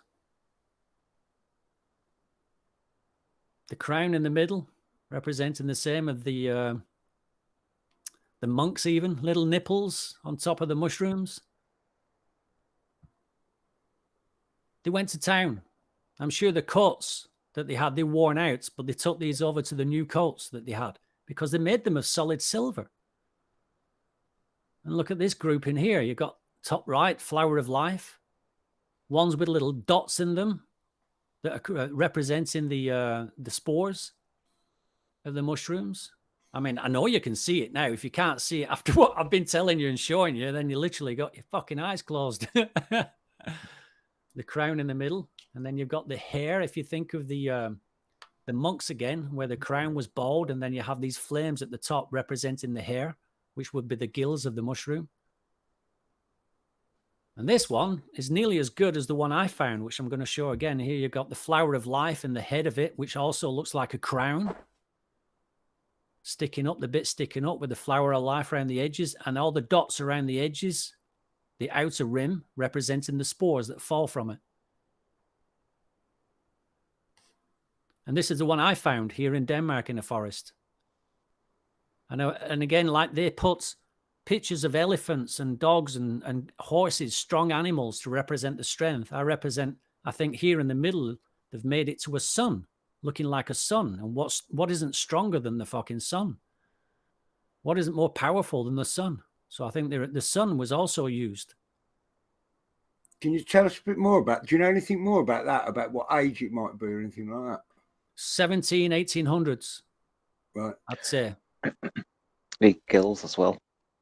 Yeah, Opposed the to gills. it being the sun, you know, I mean, you've got all that, like them lines could be the gills kind of thing. Mm. I was well chuffed when I found that. I was literally, because I've gone through all this a lot, and I'm kneeling down in the forest and I'm cleaning it off and polishing it and looking, I'm like, fuck me, I'm finding it in the ground. It's like, where can I find this stuff? Everywhere I turn, even if I dig a hole in the ground, I'm finding fucking mushroom symbology. Swords and shields. As we was looking at that trophy, we'll give you an inkling already. You see the little dots around the edge representing the spores, and you have the lion's head representing the strength and the power of the psilocybin mushroom. And the sword head is also a mushroom. You see, there was two ways that they could crucify you. They could crucify you on a wooden cross, or they could crucify you on an iron cross. And the iron cross, of course, is a sword, which is an elongated cross. So there was two ways of killing you for taking these things to stop you. You could die by the crucifixion on the wood, or you could die by the sword, which was both crosses. Dun, dun, dun, dun. Don't know how that got in there again. If you turn this upside down, this shield, it's a psilocybin mushroom, liberty cap, just like the doors in the churches.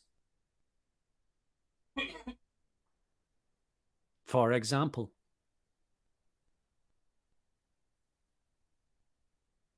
Now you know what all these fellas were about. They didn't really exist as they portray them. Is that a Viking? It's a Viking, yeah. A Viking. In Danish, the word vi, means we in English.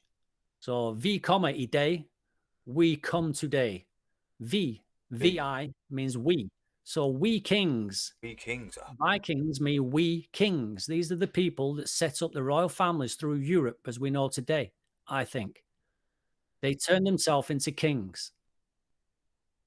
And that hat that he has turned into a crown instead. But it was all about the psilocybin mushroom. They killed us from taking them. They weakened us, both physically and mentally. And they kept them so they could be strong. I see a little blue kind of stripe going across his face there. Yeah. We have, there's a king in the past called Harald Blåtand. And Harald Blåtand means Harold Bluetooth. Oh. And Harold Bluetooth, his name in runeskrift, in the writing of the Romans, put together HB, Harold Bluetooth. I can't show you now, but that is the symbol that we use for Bluetooth in our telephones. Oh, yeah. No, you've showed me before, Simon. I've mentioned it, yeah. Yeah, you've mentioned it before. Yeah. It's exactly the same symbol, isn't it? I was quite taken back by that. I was like, wow. And it originates from Scandinavia, the Vikings, Mm. which I've yet to work out what the symbology is of transferring information through the airwaves of such. But yeah, the blue, which is probably representing the Blue Royals. Mm. Hey Simon, you Like, just answered your own question there about you didn't know it about transmitting it over the airwaves. It's because Yeah, the spores. yeah, Yeah, fuck. Yeah. Of course, yeah. Bluetooth. It's gonna. Passing it back between each other. Fuck you now. I'm glad you came. But this is what I like, be able to banter and back and forward, like playing a game, passing the ball back and forward. it might even kind of relate to the kind of psychicness, call it what you want, that you get between people when they're connected like that. Yeah, could well be. Just as they show Like- in Avatar, in a symbolic way. Braveheart, he had a blue face. He Yeah. did. Yeah. Is that another representation of the same story? And we know down in Africa, these places that in the tribes, to become a man when they were 18, around that age, they were sent out to kill a lion, to kill a very dangerous animal. But they did it whilst on a powerful trip on top of that. And it was probably to give them strength, extra strength. Just as we see, and as we heard in that film, Jacob's Ladder, the American film, which was about Vietnam. And Jacob's Ladder, yeah. Yeah, they were spiking their food and drink when they were in Vietnam. So they tripped them nuts off and induced fear and anger and strength, if anything, and went running into the face of the battle without any care whatsoever. That was probably done by the high doses of psilocybin mushroom. Because in that film, the whole time he's actually dying, isn't he?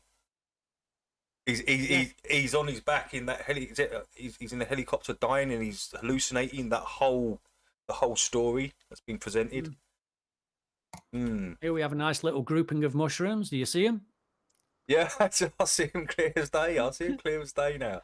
And now this picture is telling you, if you come and pick these mushrooms, we will run you through with a sword. Stay away from us. Stay away from us. We will crucify you for taking these things. That is what this picture is telling me.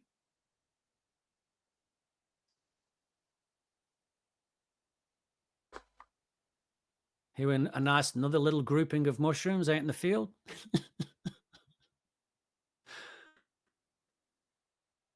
I mean, they do. I've been to a lot of the Viking troughs here in Denmark. They do Viking gatherings, and they're quite elaborate. They get into it.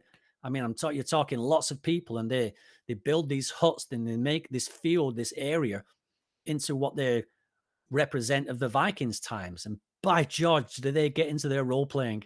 And I've been through to a few of them, and I've known this information then. So I'm going around tittering to myself, watching all these role playing people that get into this fantasy of this symbolism that's been given to them. None of it really existed in this way whatsoever. But this is what we're left with, and I find it quite funny because they're really getting into the role playing. They put these clothes on and they become. They take it very seriously, yeah. Oh yes, and all of it's just mockery. Yeah. None of it existed in the way that they're presenting whatsoever. It's just all symbolism. There's a fine-looking mushroom with one in the background. More mushies.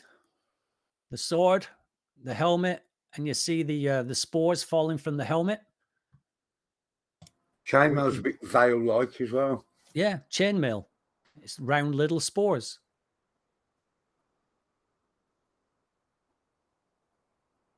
Another nice looking head of a mushroom. Again, a nice little group in there with the spores, the chainmail falling from underneath. Look. And this is what they get into it, which is fair enough. It's nice. I'm sure they enjoy it and all that, but they don't realize, just as we're talking about the ball Earth and planets and nebulas and black holes and dark matter, it's the same thing. Yeah.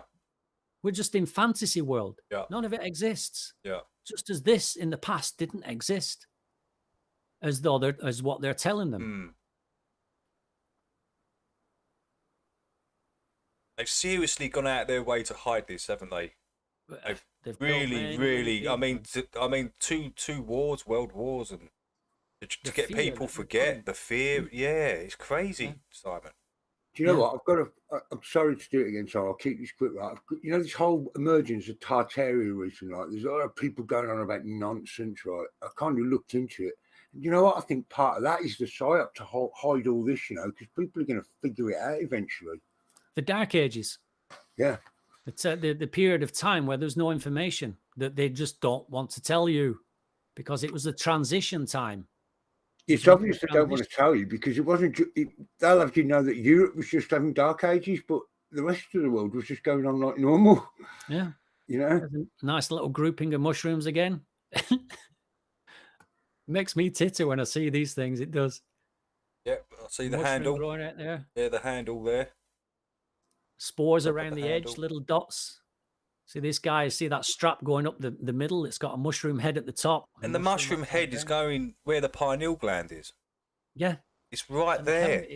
The helmet itself is shaped as a psilocybin liberty cap with the nipple at the top. It's incredible symbolism, I've got to say.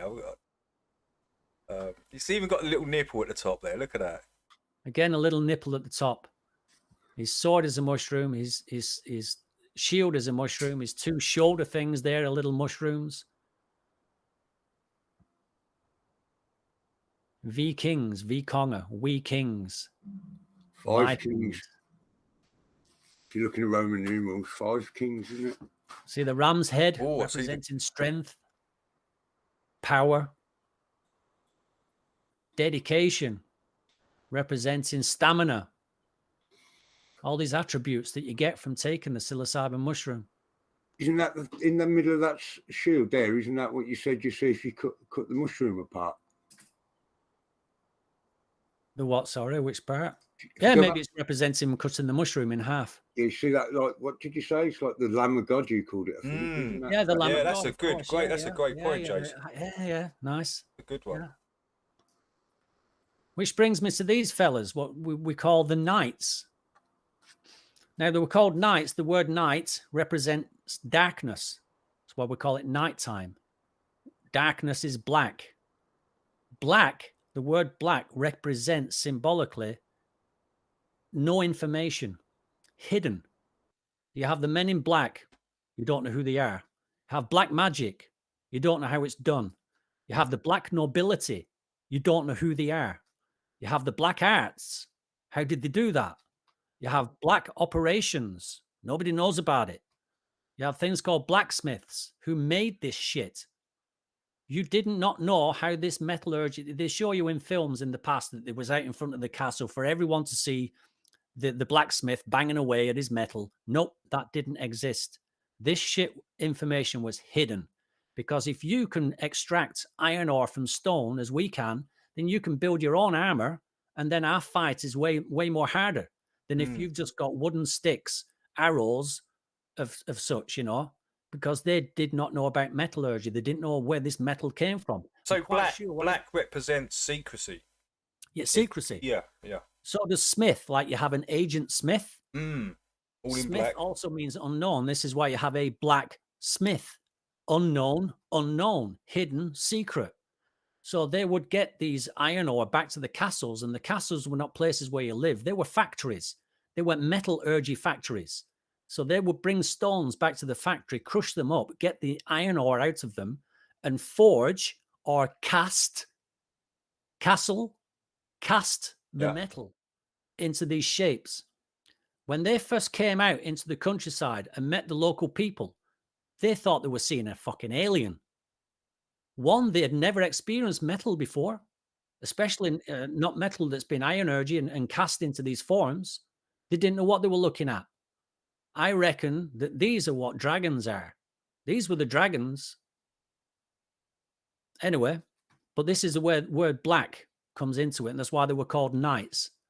So the castles weren't used for what they think they were. They were producing these things. They were produced for metallurgy, and that's why there was water around the moats.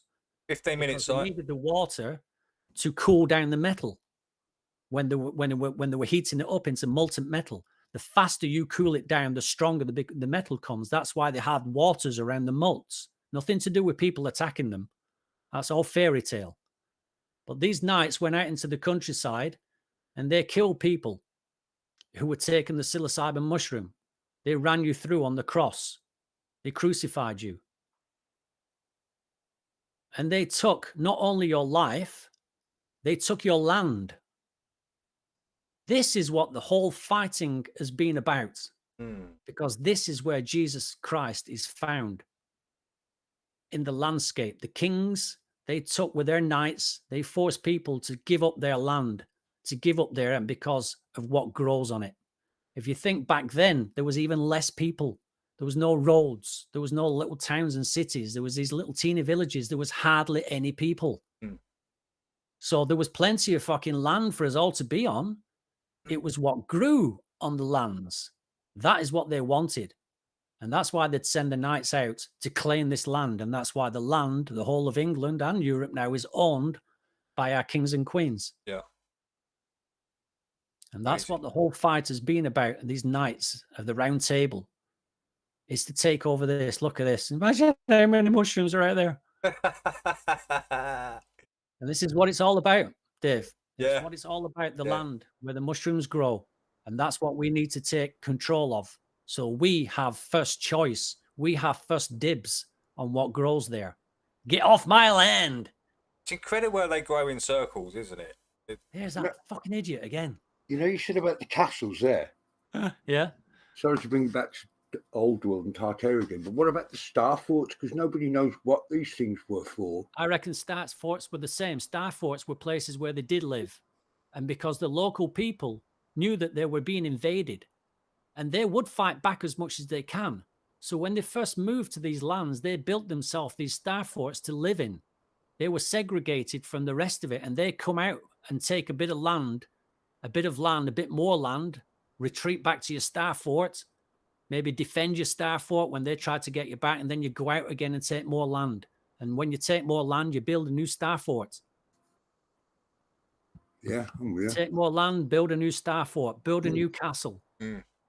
Just as we see towns and villages popping up today, taking more land, buying it and building on it. But in the past, they took it off you. They killed you for it. That's crazy. I'll try and let it run through here now.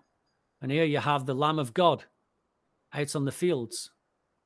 And there's the mushrooms that when you cut them down in the middle, they create the face of a lamb or the face of a sheep. And this is why Jesus was always with sheep in the fields. Because it's the mushroom that was with the sheep in the fields. There you go, the Lamb of God. Oh, little thing. There he is. And he's got a blue shroud. We talked about the blue and the red being the skin. And his hair being the gills.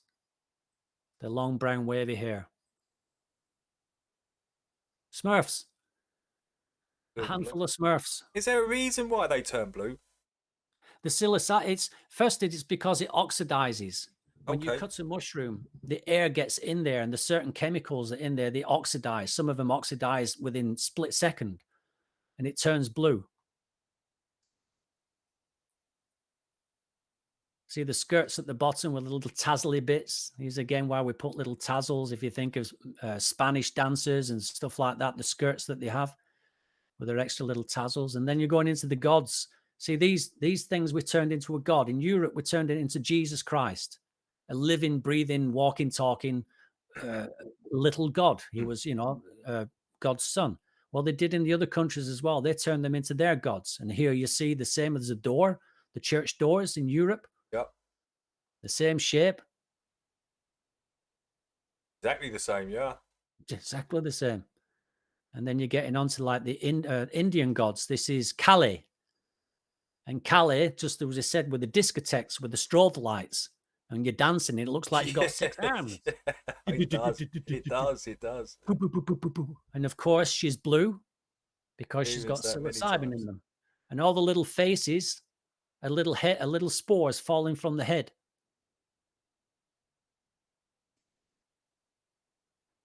And then you have another. What's this god's name? That one's called Kali. Kali, yeah, Kali's in the Temple of Doom. This is what California's about. This is Shiva. The dancing god, and also got more than 2 arms. And you see the mushroom around the side. The gills is the hair. That's pretty obvious, isn't it? Gills there. That. And the one I love most of all. Oh no! Now you've got Thor's hammer. What do you think the hammer represents? The strength and the power. And obedience, because it obeys the hammer itself. Obeys Thor's, doesn't it? It always comes back to him. And how many superheroes have the red cape, Yeah, the veil, yeah. the spores fallen away from when they fly off, the spores are left behind them. Powerful and strong.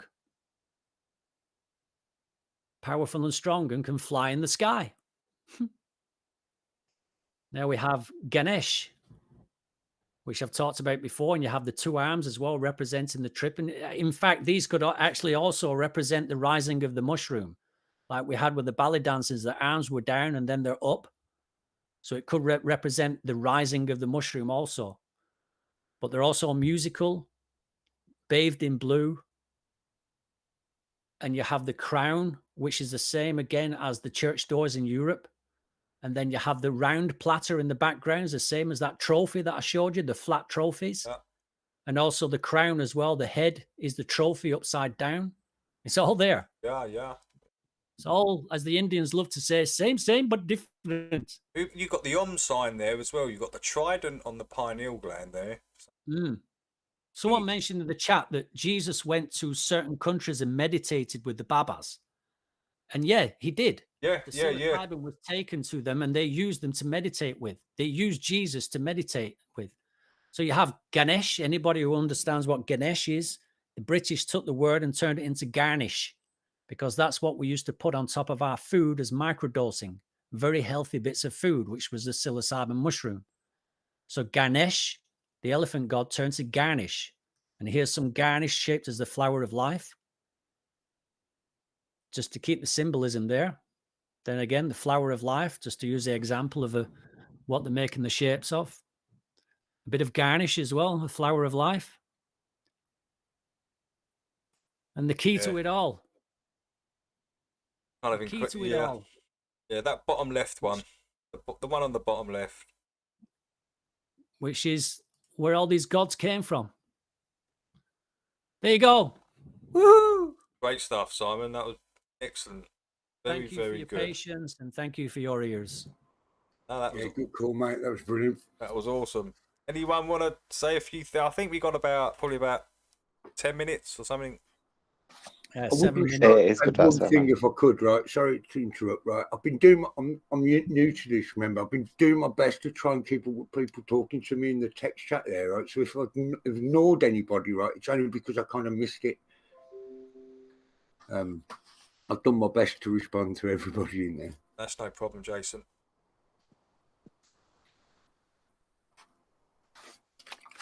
See, it makes you want to question, like, how come they didn't write that obvious bit at beginning at Bible, like just to clarify this is all about mushrooms.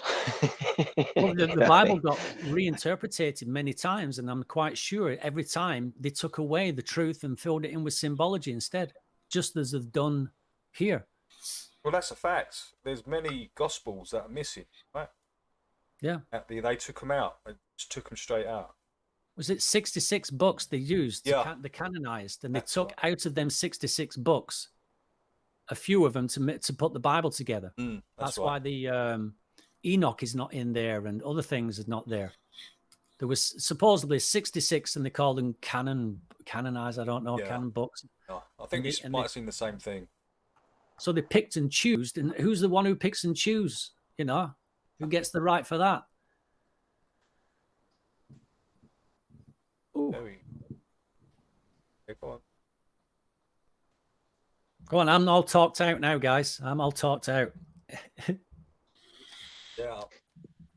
I'm glad to hear I've left you all speechless. No, I really liked it. I thought it was very, very interesting. I like all the connections and all the symbolism. I've always enjoyed symbolism.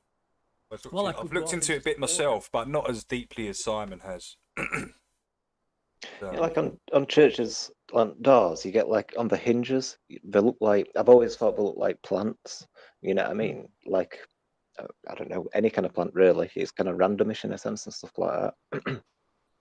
I think that represents the mycelium. Oh, do you think so? That's the only one thing about the mushroom they haven't really put in. I haven't seen anything symbolizing the mycelium. You have the eggs that form under the ground that the mushrooms come out of, and then everything that's grown above the ground in the mushroom is represented in symbolism. The spores, the stem, the skirts, the hat, the nipple, but I haven't seen anything that represents the mycelium, which is kind of the roots under the ground. And I thought maybe all this flowerage that you see at the bottom, swirly flowerage, or like you say on the hinges, that could what holds the doors together, what holds it up, it's the mycelium. Yeah, sometimes it looks like vines or whatever and stuff like sometimes you get picture frames and stuff, or maybe the film Avatar was trying to explain that. You get like a lot of flowers as well, flowers and leaves and all that kind of stuff, like, you know what I mean? So it's like there's a lot of like a lot of different plants have different meanings and stuff like that, and it's like there could be like more to the tale, you know what I mean? Yeah, it's multifaceted. I mean, there's an abundance of like mushrooms, like, and it's really difficult to see anything else now, actually. But, but I mean, you can tell like a leaf or a flower and stuff like that, unless that's still like referencing the mushroom story, you know what I mean? But I mean, obviously, you know, like the other 66 books kind of thing, like it might have that involved and stuff like that, like other kind of plants. Probably has. It probably has. I think. Yeah. If they've gone to these lengths to hide this, you know, if they've gone to these lengths to hide this, yeah, it's probably in those books, something about it. Has to be.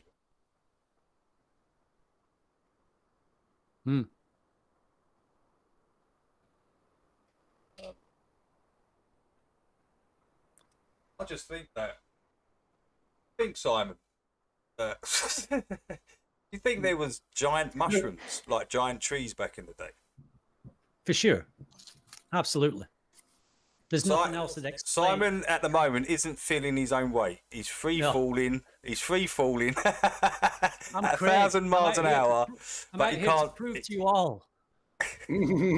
Simon's not attached to no reference frame at the moment.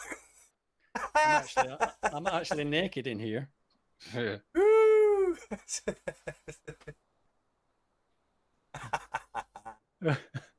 not that silliness. I can't get them. I can't find them. If you go into you know, the 3 dots. Yeah, the 3 dots. And it says apply visual effects. Right. And you'll have something pop up on the right. Right. Okay. And then you can scroll down. If you scroll down, you get to filters, and it's the ones that the filters. And click on one of them. Filters.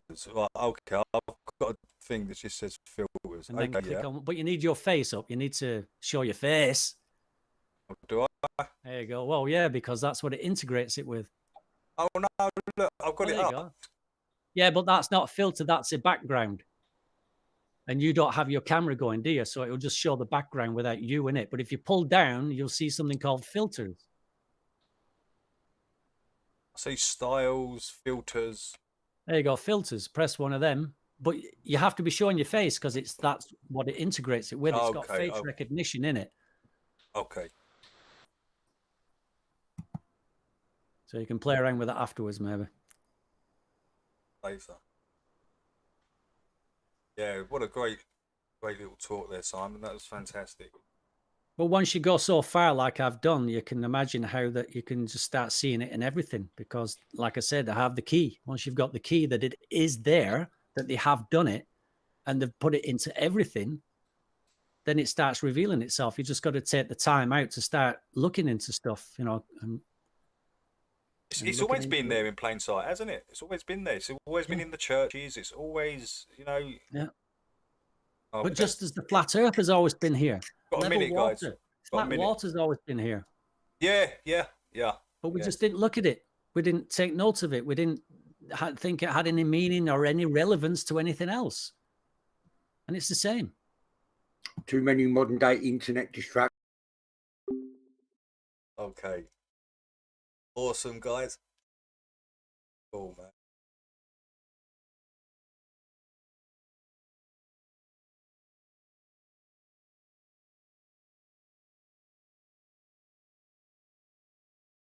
Just 1 sec, people.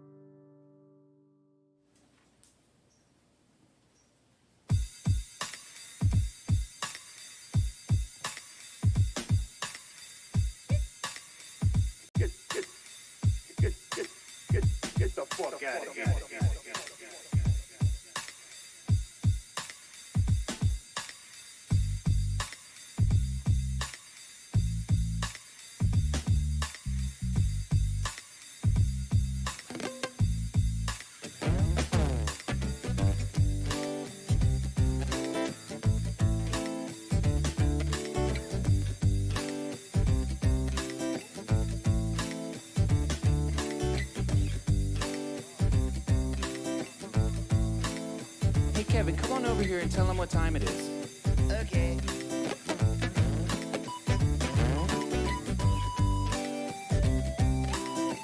Is Dr. E still in here?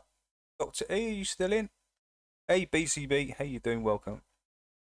Big shout out to everybody that come into the chat today. Much appreciated, guys. I hope you enjoyed that. I really enjoyed that. Simon's awesome at breaking this stuff down.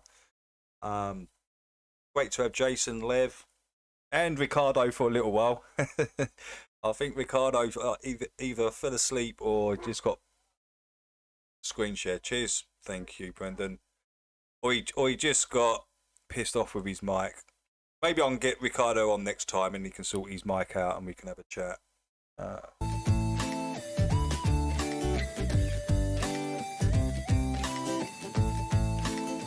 that's nice, Kevin.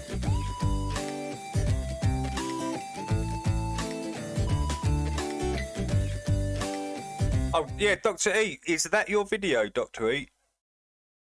Is that your video that you put up the other day? Is that you, Dr. E? Nice to meet you. If that's you, I'll play your video after this. All right, now get out of here. Dr. E smoking a nice bifter. Looks like some good stuff. I got this feeling inside, can't find no balance in my mind. I must be missing the point. I need a coffee and a joint. I got this feeling inside, can't find no balance in. Dr. E, it's always good to put a face to someone, right? And yeah, cool, dude. Cool. I must be missing the point. I need a Yeah, I'm on me joint, coffee in the joint, I sparked this up about 15 minutes ago, probably. coffee in the joint, yeah. Coffee in the joint, coffee in the joint. Coffee in the joint, coffee in the joint. Coffee in the joint, come on, man. Yo, higher than an F-16 in Walgreens. Trying to find some eye drops at the bottom of the Listerine. What? Well, I'm Mr. Clean when I step on the scene. But yo, how did I get here? And what does this all mean? The last thing I remember was way back in September. Johnny had a doobie, it was groovy full of pleasure. But I probably didn't measure the amount I should have taken. Now I'm standing on the feeling, and this feeling got me shaking. Yo, I get the bacon with my better crocker, baby. We dishing out delectables, yeah. They tasty, so yeah, it's amazing. Now come and get this slice. And if they try to take my herb, I'll say, take my wife. But Kevin, you're not married. Hey, Ron. Oh, shit, it's getting Welcome, scary. Ron. I'm mixing up my history, my memories are buried. And I don't have a clue what's real or imaginary. So take heed, my children, cause this story's cautionary. Yeah, I want to spend and say, I moderated you on other channel. I did not realise at the time. Oh, okay, no problem. I got this feeling inside, can't find no balance in my mind. I must be missing a point. I need a coffee. Hey, Tony D. Coffee in the joint, coffee in the joint, what? Coffee in the joint, coffee in the joint. Come on now. Coffee in the joint, coffee in the joint. Yeah, a huge shout out to everyone that come in today. Much appreciated. Coffee in the joint, So, thank you very much. Standing in the corner of the kitchen by myself, eyeing up the pop brownies on the top shelf.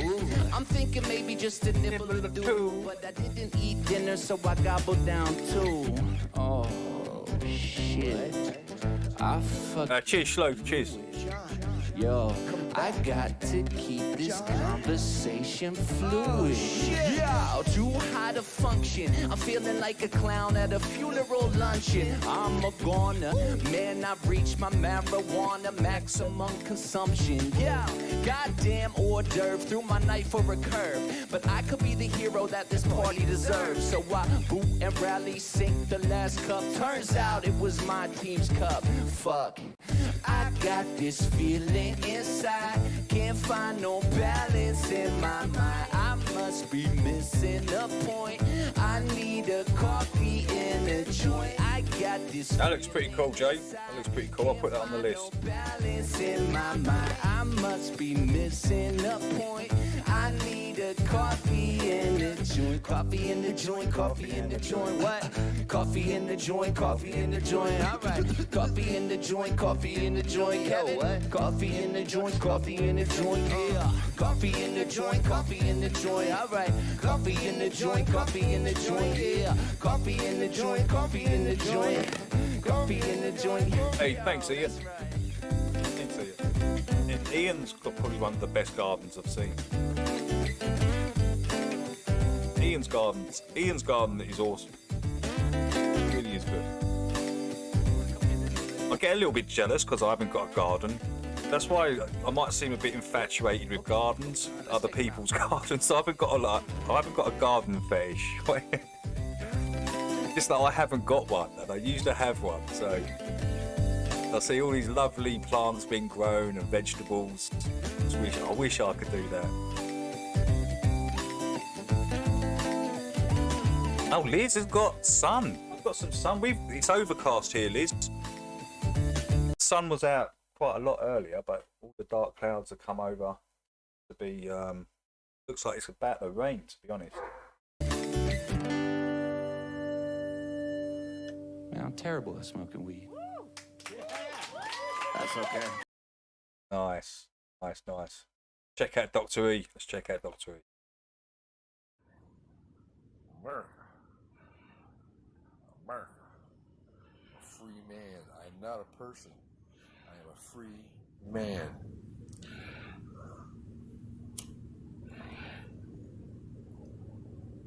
And God bless America. I wouldn't want to be anywhere else. Yeah, look. That's how you roll an old school joint. Right there. That's an old school joint right there. Dr. E's rolled up there. I like these new ones. Right there, look at that. So let's fix this. That's how you do it. Let's fix this crap. Diversity in our government is division. 100%. Read. Transitioning into anything other than a man or a wife or a woman, wife, husband, man, boy. Get a grip on yourself, America. Nobody wants to listen to the crap. All right? Let's fix this shit. Let's fix this shit. I've been very tolerant. We all have Dr. E. That's the. All been extremely tolerant, really, until you get to a point where the just wanes, right? It just goes because we know the effects that it's having on the youth, right? And you can only be tolerant for so long until people are going to start just outright rejecting it, and I think that's starting to happen right now. Very tolerant with real people, not YouTube people.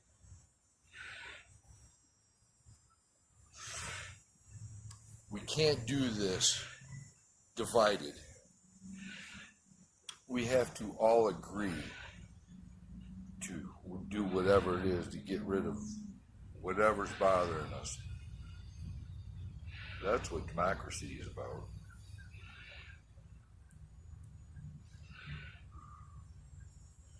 Fix it, all right? Good talking to you, and beautiful day. Hey, good stuff, Dr. E. Great to meet you finally. Great to see the face, right? Awesome stuff. Is this Melody, Heather? Oh, we got a Jax in there as well. We play Jax's first. We should have enough time to play a few. Hold on, I'll pause it because Jax likes it on quality, good quality 720. I remember, Jax. I remembered. Are we the last living souls? Are we the last living souls? Are we the last?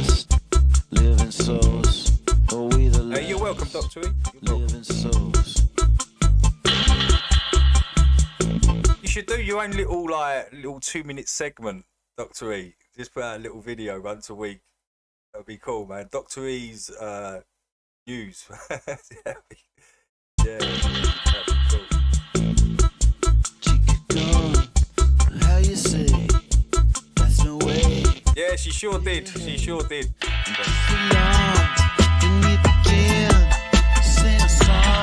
I forget people, they take a lot of time, and effort to do these videos, and they want it shown in crystal clear, the best quality, right? And I always forget to switch it over.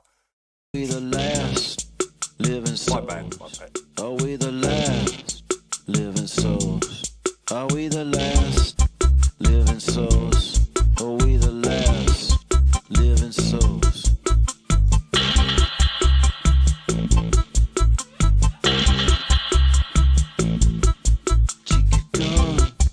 How you say?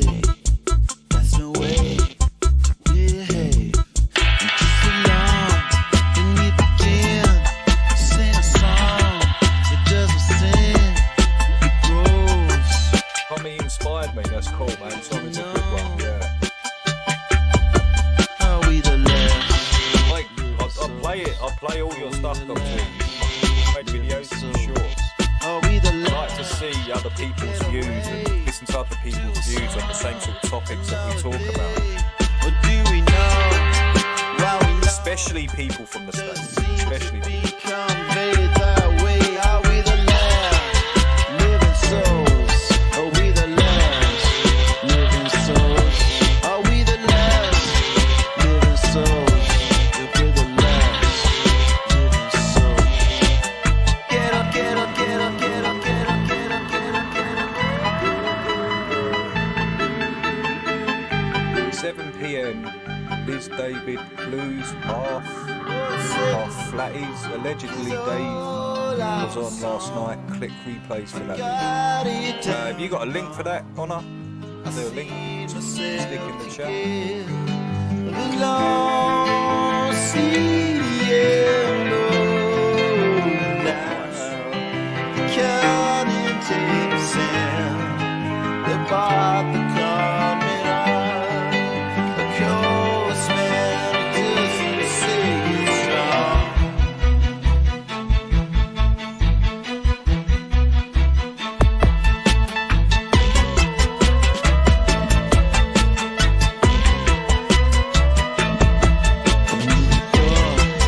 To the car, I see it walk to the far.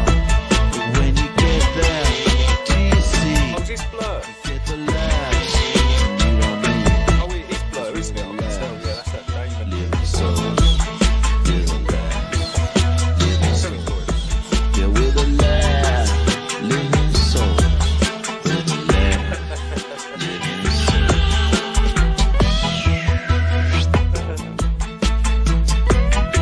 I don't think I could have ever do that.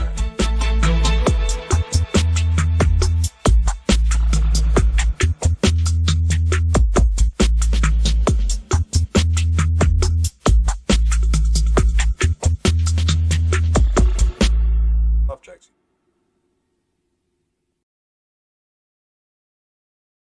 The only money laundering going on in the world is Is this Melody? every single bank, the whole of EU. This is all money laundering of our assets that we never get to partake Can't in. hear. Yeah. Oh, that's really low, isn't it? I can't even hear that. Other people wouldn't have to work much a month, and it'd still work. The system would work. People would have lives. This is about slavery, people. And it's getting really, really apparent because America is number one. And I don't mean the American people. I mean their corrupt fucking government. Hey, Darren. How you doing, Darren? Hey, Darren Dazcox is pretty cool, guys. He goes into Ironworks. Cool dude, man. Got some good stuff to say as well, Darren. So, hold on, Darren. Just let me add you as a mod, Darren. Welcome, Darren. Welcome. Great to have you here. That we all know who they are and that they are not of the people. And yeah, this is what's going on. They're going to try to steal everything from everybody. So you're going to have to put up a fight. And I'm just going to have to go through whatever bullshit they're going to ask, get it over with. Yeah, Darren's cool. And my dream would be Darren's cool. if I'd never had any loan in a bank again. But unfortunately, I will still have one remaining one. Yeah, I could have bought and sold something, my house, and sold and bought a new one. They would have not bothered me as long as I had a loan, because this is what the system wants. You will not own anything. You will rent it. And the fact is, in Sweden and in every other country that makes you pay taxes for your property, which is pure theft, means that you do not own anything. So the whole system is bullshit. We all know that are in this community. But for anybody else that doesn't realize it, you don't have to fucking pay. Can everybody hear okay? I'm having a little bit of trouble hearing. To live on this earth. How about you guys? And this is On corruption. full volume. And the only thing there is an issue with is density of population in certain places. There is no overpopulation of the goddamn earth. It's totally fucking impossible. If you have ever driven, flown up, been in a plane. I can't turn it up no more, Liz. It's on maximum volume. It's unfortunate. And look down, you will find that most people gravitate towards certain areas and they live there. But if you go out into the countryside, there isn't that many people. And it is not the people poisoning the earth, it is the military industry with their weather warfare and everything else they're doing. And all the military industries and corporations are the same people. It has nothing to do with us. All the good people that keep coming back to giving you and showing you products and figuring out that we have free energy. It's not hard or expensive to do. Oh, one big ponds that are it's different. not dangerous. These people. I've been low and he hears it all fine. Mostly Australia. killed, though. And everything is stolen from them and put away in a box somewhere. Because the solutions have always been here. So it is not us ruining the world. This is all about slavery. So there's that. Well, that was my rant for today. And Sweden is not on fire. And by the way, people go look at the actual footage from disaster compilations and stuff like that. Go look at, it wasn't just Greece now, it was some other nation. It was some country where the women are covered a little bit. You only have to stop and look at the footage. Oh, they're really pushing the global warming agenda at the moment, aren't they? It's totally impossible. Pretending like Greece doesn't get wildfires. I was speaking to someone from Greece the other day, said that we always get wildfires. Are melted. The temperatures you'd have to use to do that, it doesn't happen. It is not a natural forest fire because it's not in a forest. You can't get fire to move this quick, and directed energy brings up strong winds. Yeah, good shout, Ian. And it just goes where people have to literally run. This does not happen in any normal fire. And I don't have. Well, this global warming nonsense agenda it's been going on, what's it? 3 decades now? 3 decades? Since the 90s, right? Really, we've kind of been pushing it. I have to explain this over and over again. So just go to my website and look at weaponized fires and teach yourself about it. Global boiling. Environment are noticing this too. So it is full on war. They just like to use the word global, don't they? That's what they like to use. They're trying to like to get that word in there. Places all over the world where populations live off of tourism as well. But these are stone buildings, stone cities, asphalt. There's no way that this could happen. And if everybody's seen a fire in New York City in a building, it doesn't just spread like crazy and within a half an hour it's taken out a block. This is what's going on in these countries. This is weaponized fires, and it is military.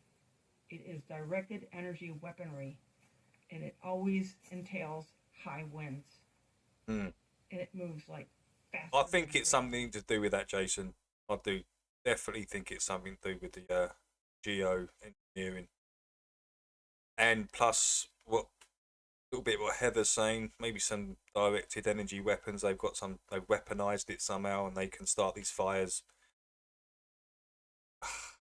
Something's going on, right, to push this. So there's that. We are in a war, and it is a multi-leveled war. It is food, water, air, homes, your everything, businesses. They're trying to take down everything. Yeah, well, that Tommy, that was put out a few years ago, wasn't it? Remember? That was actually put out into like the airwaves a few years ago. Climate lockdowns. So they've already sort of told you about it before it's going to happen, like they always do. They've got to tell you, right? Thing to put everybody. Yeah, so expect that. Expect that. Carbon credit bullshit system in a carbon-based world. And carbon-free means no more you, no more me. Okay? And agriculture is built on animals. Animals, they fertilize the ground. And the next year you change the field to the other one, and then you grow food there, and then you put the animals there. This has actually got a little bit of a... You still need animals. Which... These people are indoctrinating the youth with idiocracy. Mm. It's absolute nuts. It's so retarded that you have to be willfully fucking ignorant at this point to believe any of it. And I mean that. It means you will not look at anything that is reality. So, anyway, yeah, I'm waiting for my tomatoes to get color. You see, it's not warm in Sweden. It's okay, but it's been raining for a whole month, and it looks like they're going to continue that so they can destroy the food crops again. And it's not warm enough to where the tomatoes are going to get a lot of color. They don't get enough sun. Nice, lovely garden though. I like the wildness, how wild the garden is. With all the trees in the background, longish kind of grass. Yeah, I like that. All green. Natural. So this is what happens when they do their geoengineering of the weather. And for people that still don't think okay, that cool, Brent. You have companies and military doing that weather warfare stuff, well, they are. And you can look them up online. They publicize them, so there's that. This is not a secret because the people behind all this know that most people are dumbed down or don't care. So they're just throwing it all out there. Everything else, it's being censored. So there's that. Okay. Pretty on point. I'll talk to you Heather, guys it's later. pretty on point. Bye for now. Yeah. A lot of people are clued up to all this nonsense now. And for scientists, it is unequivocal. Humans are to blame. All this is entirely consistent with predictions and repeated warnings. The only surprise is the speed of the change.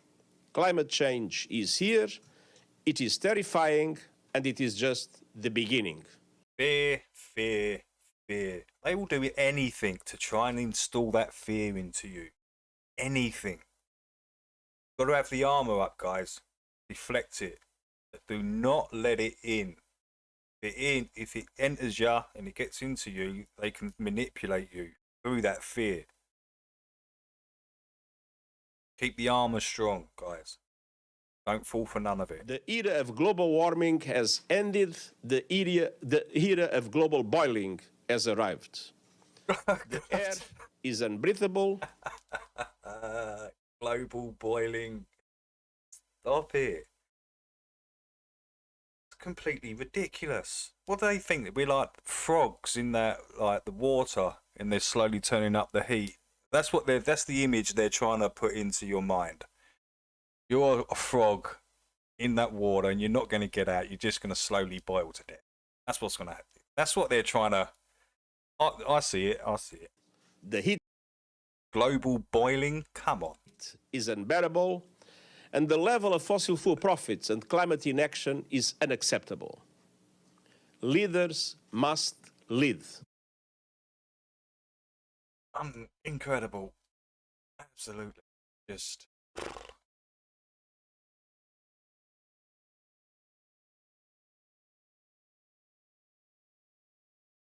How long have we got? Got about 10 minutes.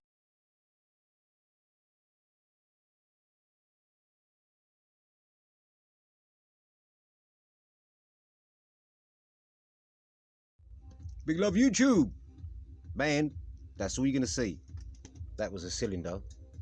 It's been turned into a fire. But anyway, man, that's all I'm allowing you to see. And listen to the music, man. Oh, yeah. I was dog sitting for Big Dave last night, yeah, for his mum and dad. Yeah, big up Harry, woof woof, all that. Listen, I was left money to get a takeaway, yeah. I made phone calls, yeah.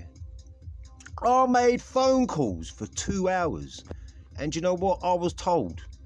If you ain't got the app, you can't place an order. I was like, what are you saying?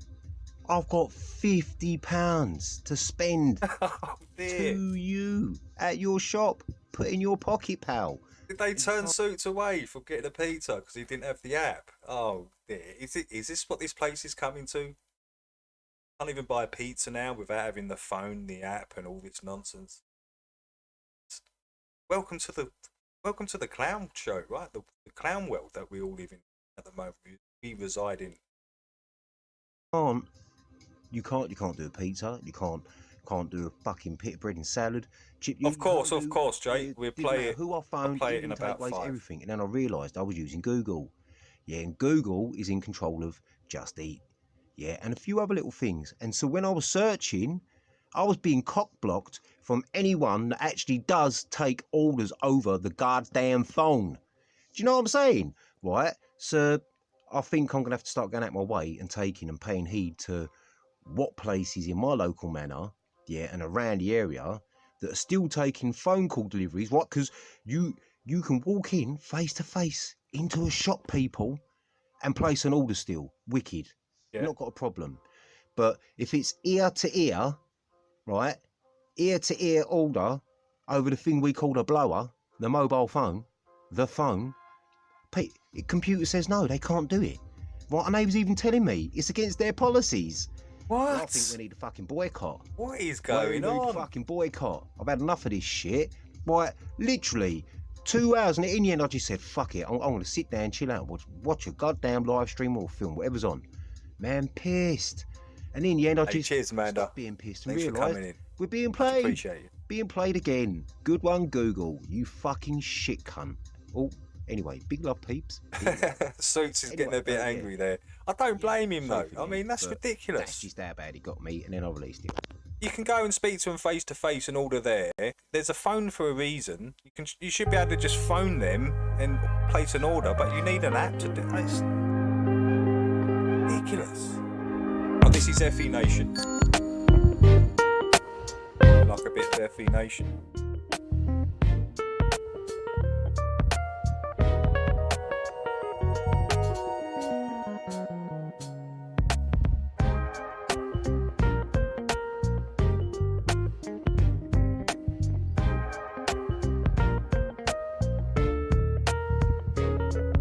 Yeah, it's part of their 15-minute CBS and another planet. Yeah, probably. Yeah, being installed everywhere. Yeah, it's all part of the Fear program, Tommy. I'll get you. Satanic upside down concept, Schlo says.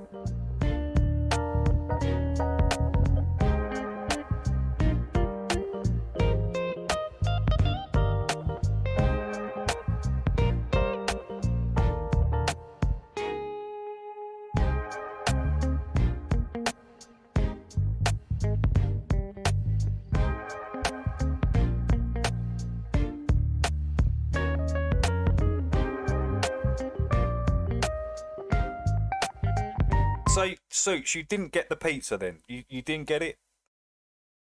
Just literally half an hour of like arguing with them, you just had enough of it. That's just unbelievable, man. You're actually talking to them over the phone and they can't take an order. That's, oh, mate, that's infuriating, right? It's like all these automated services, you know, when you phone them up, like Virgins and things like that, and you get this bloody automated, it drives me crazy. It's just like, it's all done intentionally.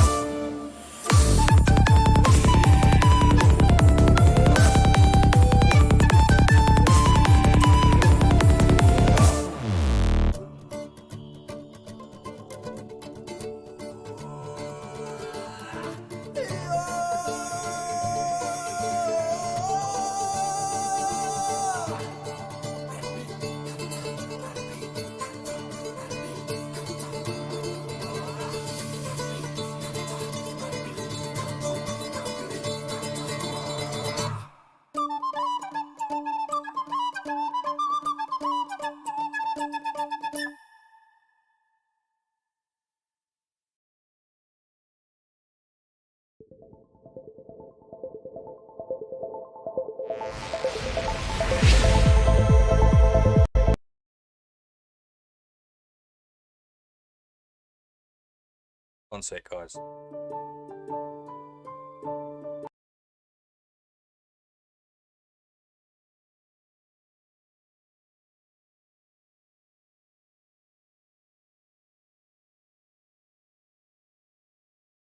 Hey, going on.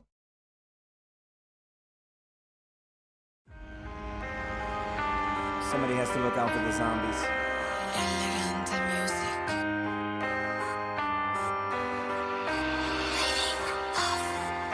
It's Russia and Ukraine, China and your brain, TV invading, driving you insane. Pipelines exploding, fake subs imploding. This is worth noting, celebrity doting.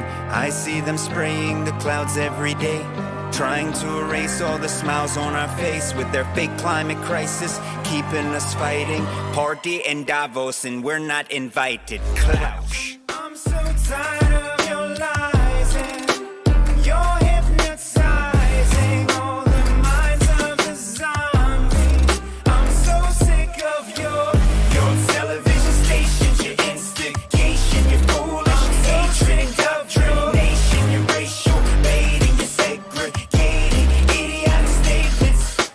Trains are derailing, the system is failing. Geoengineering, the deserts are hailing. Our DNA's changing, humanity's fading. In the midst of all this Klaus Schwabing, Bill Gating, I'm contemplating giving ultimatums. Start abdicating or get forced out this nation. School systems breaking, our kids are degrading. Look at the wickedness they are creating. Our food plants are burning, I'm quickly learning. Starvation's the plan for whom it's concerning. Our cell phones are watching, everything's listening. Your privacy's fading to a communist misery. I see them spraying the clouds every day, trying to erase all the smiles from my face with their fake climate crisis, keeping us fighting. Sacrifices and carbis, but we're not invited. Klaus. I'm so tired of your lies and your hypnotizing all the minds of the zombies. I'm so sick of your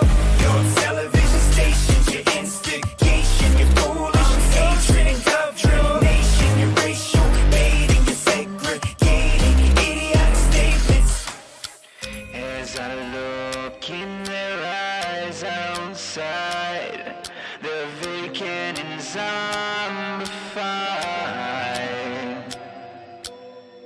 But the things they did in the dark to us have come to the light. I'm so tired of your lies and your hypnotizing all the minds of the zombies. I'm so sick of your television stations, your instigation, your foolish hatred and indoctrination, your racial baiting, your segregating, idiotic statements.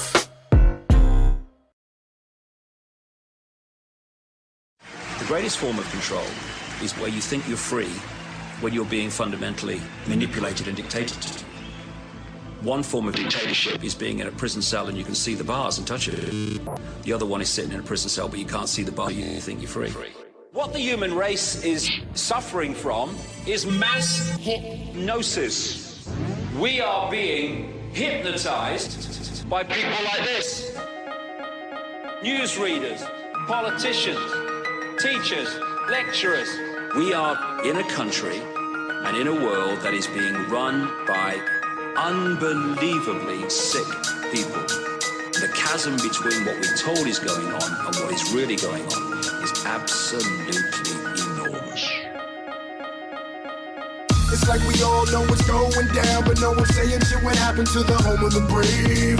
These motherfuckers, they controlling us now, and no one's talking about how they made us modern day slaves. And everybody's just walking around, heading the clouds and wanna wake up to a dead in the grave. But then it's too late, we need to be ready to raise up. Welcome to the end of days. Everybody is slaves, only some are aware that the government releasing poison in the air. That's the reason I collect so many guns in my lair. I ain't never caught slipping, never underprepared. Yeah, they shade sign on me, they just spray it proudly. George Bush, the grandson of Alistair Crowley. They want you to believe the lie that the enemy's Saudi. The enemy ain't Saudi, the enemy around me. It's fluoride in the water, but nobody know that. It's also a prominent ingredient in Prozac. For real? How could any government bestow that upon people who believe in political throwback? That's not all that I'm here to present you. I know about the Black Pope and Solomon's Temple. Yeah. About the Vatican assassins and how they will get you. And how they clone Barack Hussein Obama in a test tube. It's like we all know what's going on. Didn't realise it was that loud. What happened to the home of the brave? These motherfuckers, they controlling us now. And no one's talking about how they made us modern day slaves. And everybody's just walking around, head in the clouds and wanna wake up to a dead in the grave. But then it's too late, we need to be ready to raise up. Welcome to the end. Whoever built the pyramids had knowledge of electrical power. And you know that that's the information that they suppress and devour. Who you think the motherfuckers that crashed in the tower? Who you think that made it turn into ash in an hour? The same ones that invaded your own. The ones that never told you about the skeletons on the moon. Yeah, the ones that poison all the food you consume. The ones that never told you about the Mount Vesuvius tombs. The bird flu is a lie, the swine flu is a lie. Why would that even come as a surprise? Yeah, the polio vaccine made you die. It caused cancer and it cost a lot of people their lives. Do y'all know about Bohemian Grove? How the world leaders sacrificing children in robes? Lucifer is God in the public school system. I suggest you open up your ears and you listen. It's like we all know what's going down, but no one's saying shit what happened to the home of the brave. These motherfuckers, they controlling us now, and no one's talking about how they made us modern day slaves. And everybody's just walking around, head in the clouds and wanna wake up to a dead in the grave. But then it's too late, we need to be ready to raise up. Welcome to the end of days. The greatest hypnotist on planet Earth is a oblong box in the corner of the room. It is constantly telling us what to believe is real. If you can persuade people that what they see with their eyes is what there is to see, you got them. Because they'll laugh in the face of an explanation that portrays the bigger picture of what's happening. And they have.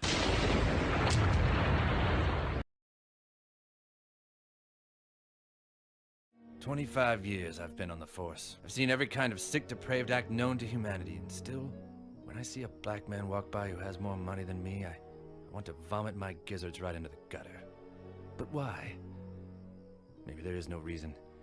Maybe there's just a big blue ball out there that's mostly covered with water and we're just going along for the ride. DJ Ill Will. Oh, this is Mo jiggling balls in your mouth all day, every day. Hey, you tuned in to Fuck What You Heard Radio, where you can stick a dick in your ear and shut the fuck up, bitch. But anyway, we got your new K-Dot record. I know you in traffic. Where you at, baby? Down Rosecrans, 87 Regal, sipping on a gold can, gun tuck like the disaster. Top dog coalition, coexisting with the coders, whoever quoted from California district. Been a corner like David Banner, I'm the owner of the marijuana aroma. You smell it, hit a donut, yelling it's me, bitches. Who did it? I did it. Take them where they can't go. Like Planet Venus, leaning like a mad scientist. Laboratory bottles of empty Heineken, telling stories about the ones that came before me. Chinamen squinting inside because I'm blooded. My shine is bigger than the striker lighting, and they like it him because I like to win. Never lose, put me on a pedestal. Bet I pedal victories until I pedal off my shoes. Welcome to the Lions Room. Challenge anybody who wanna try they luck, they get fucked up and all you heard was ooh. Say hello to the little big homie, and your reality ain't realer than this, homie.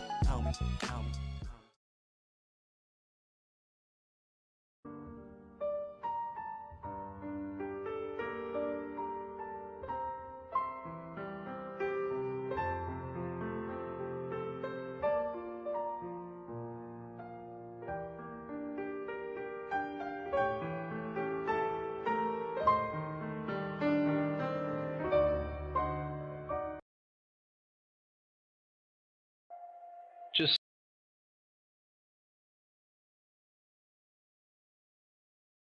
oh, well, I've got to change it over.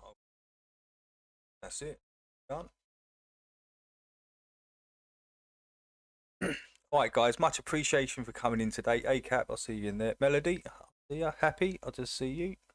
Hope you guys are good. Have a wonderful day, guys. Great weekend. I will see you next Thursday, same time. Till then, take care.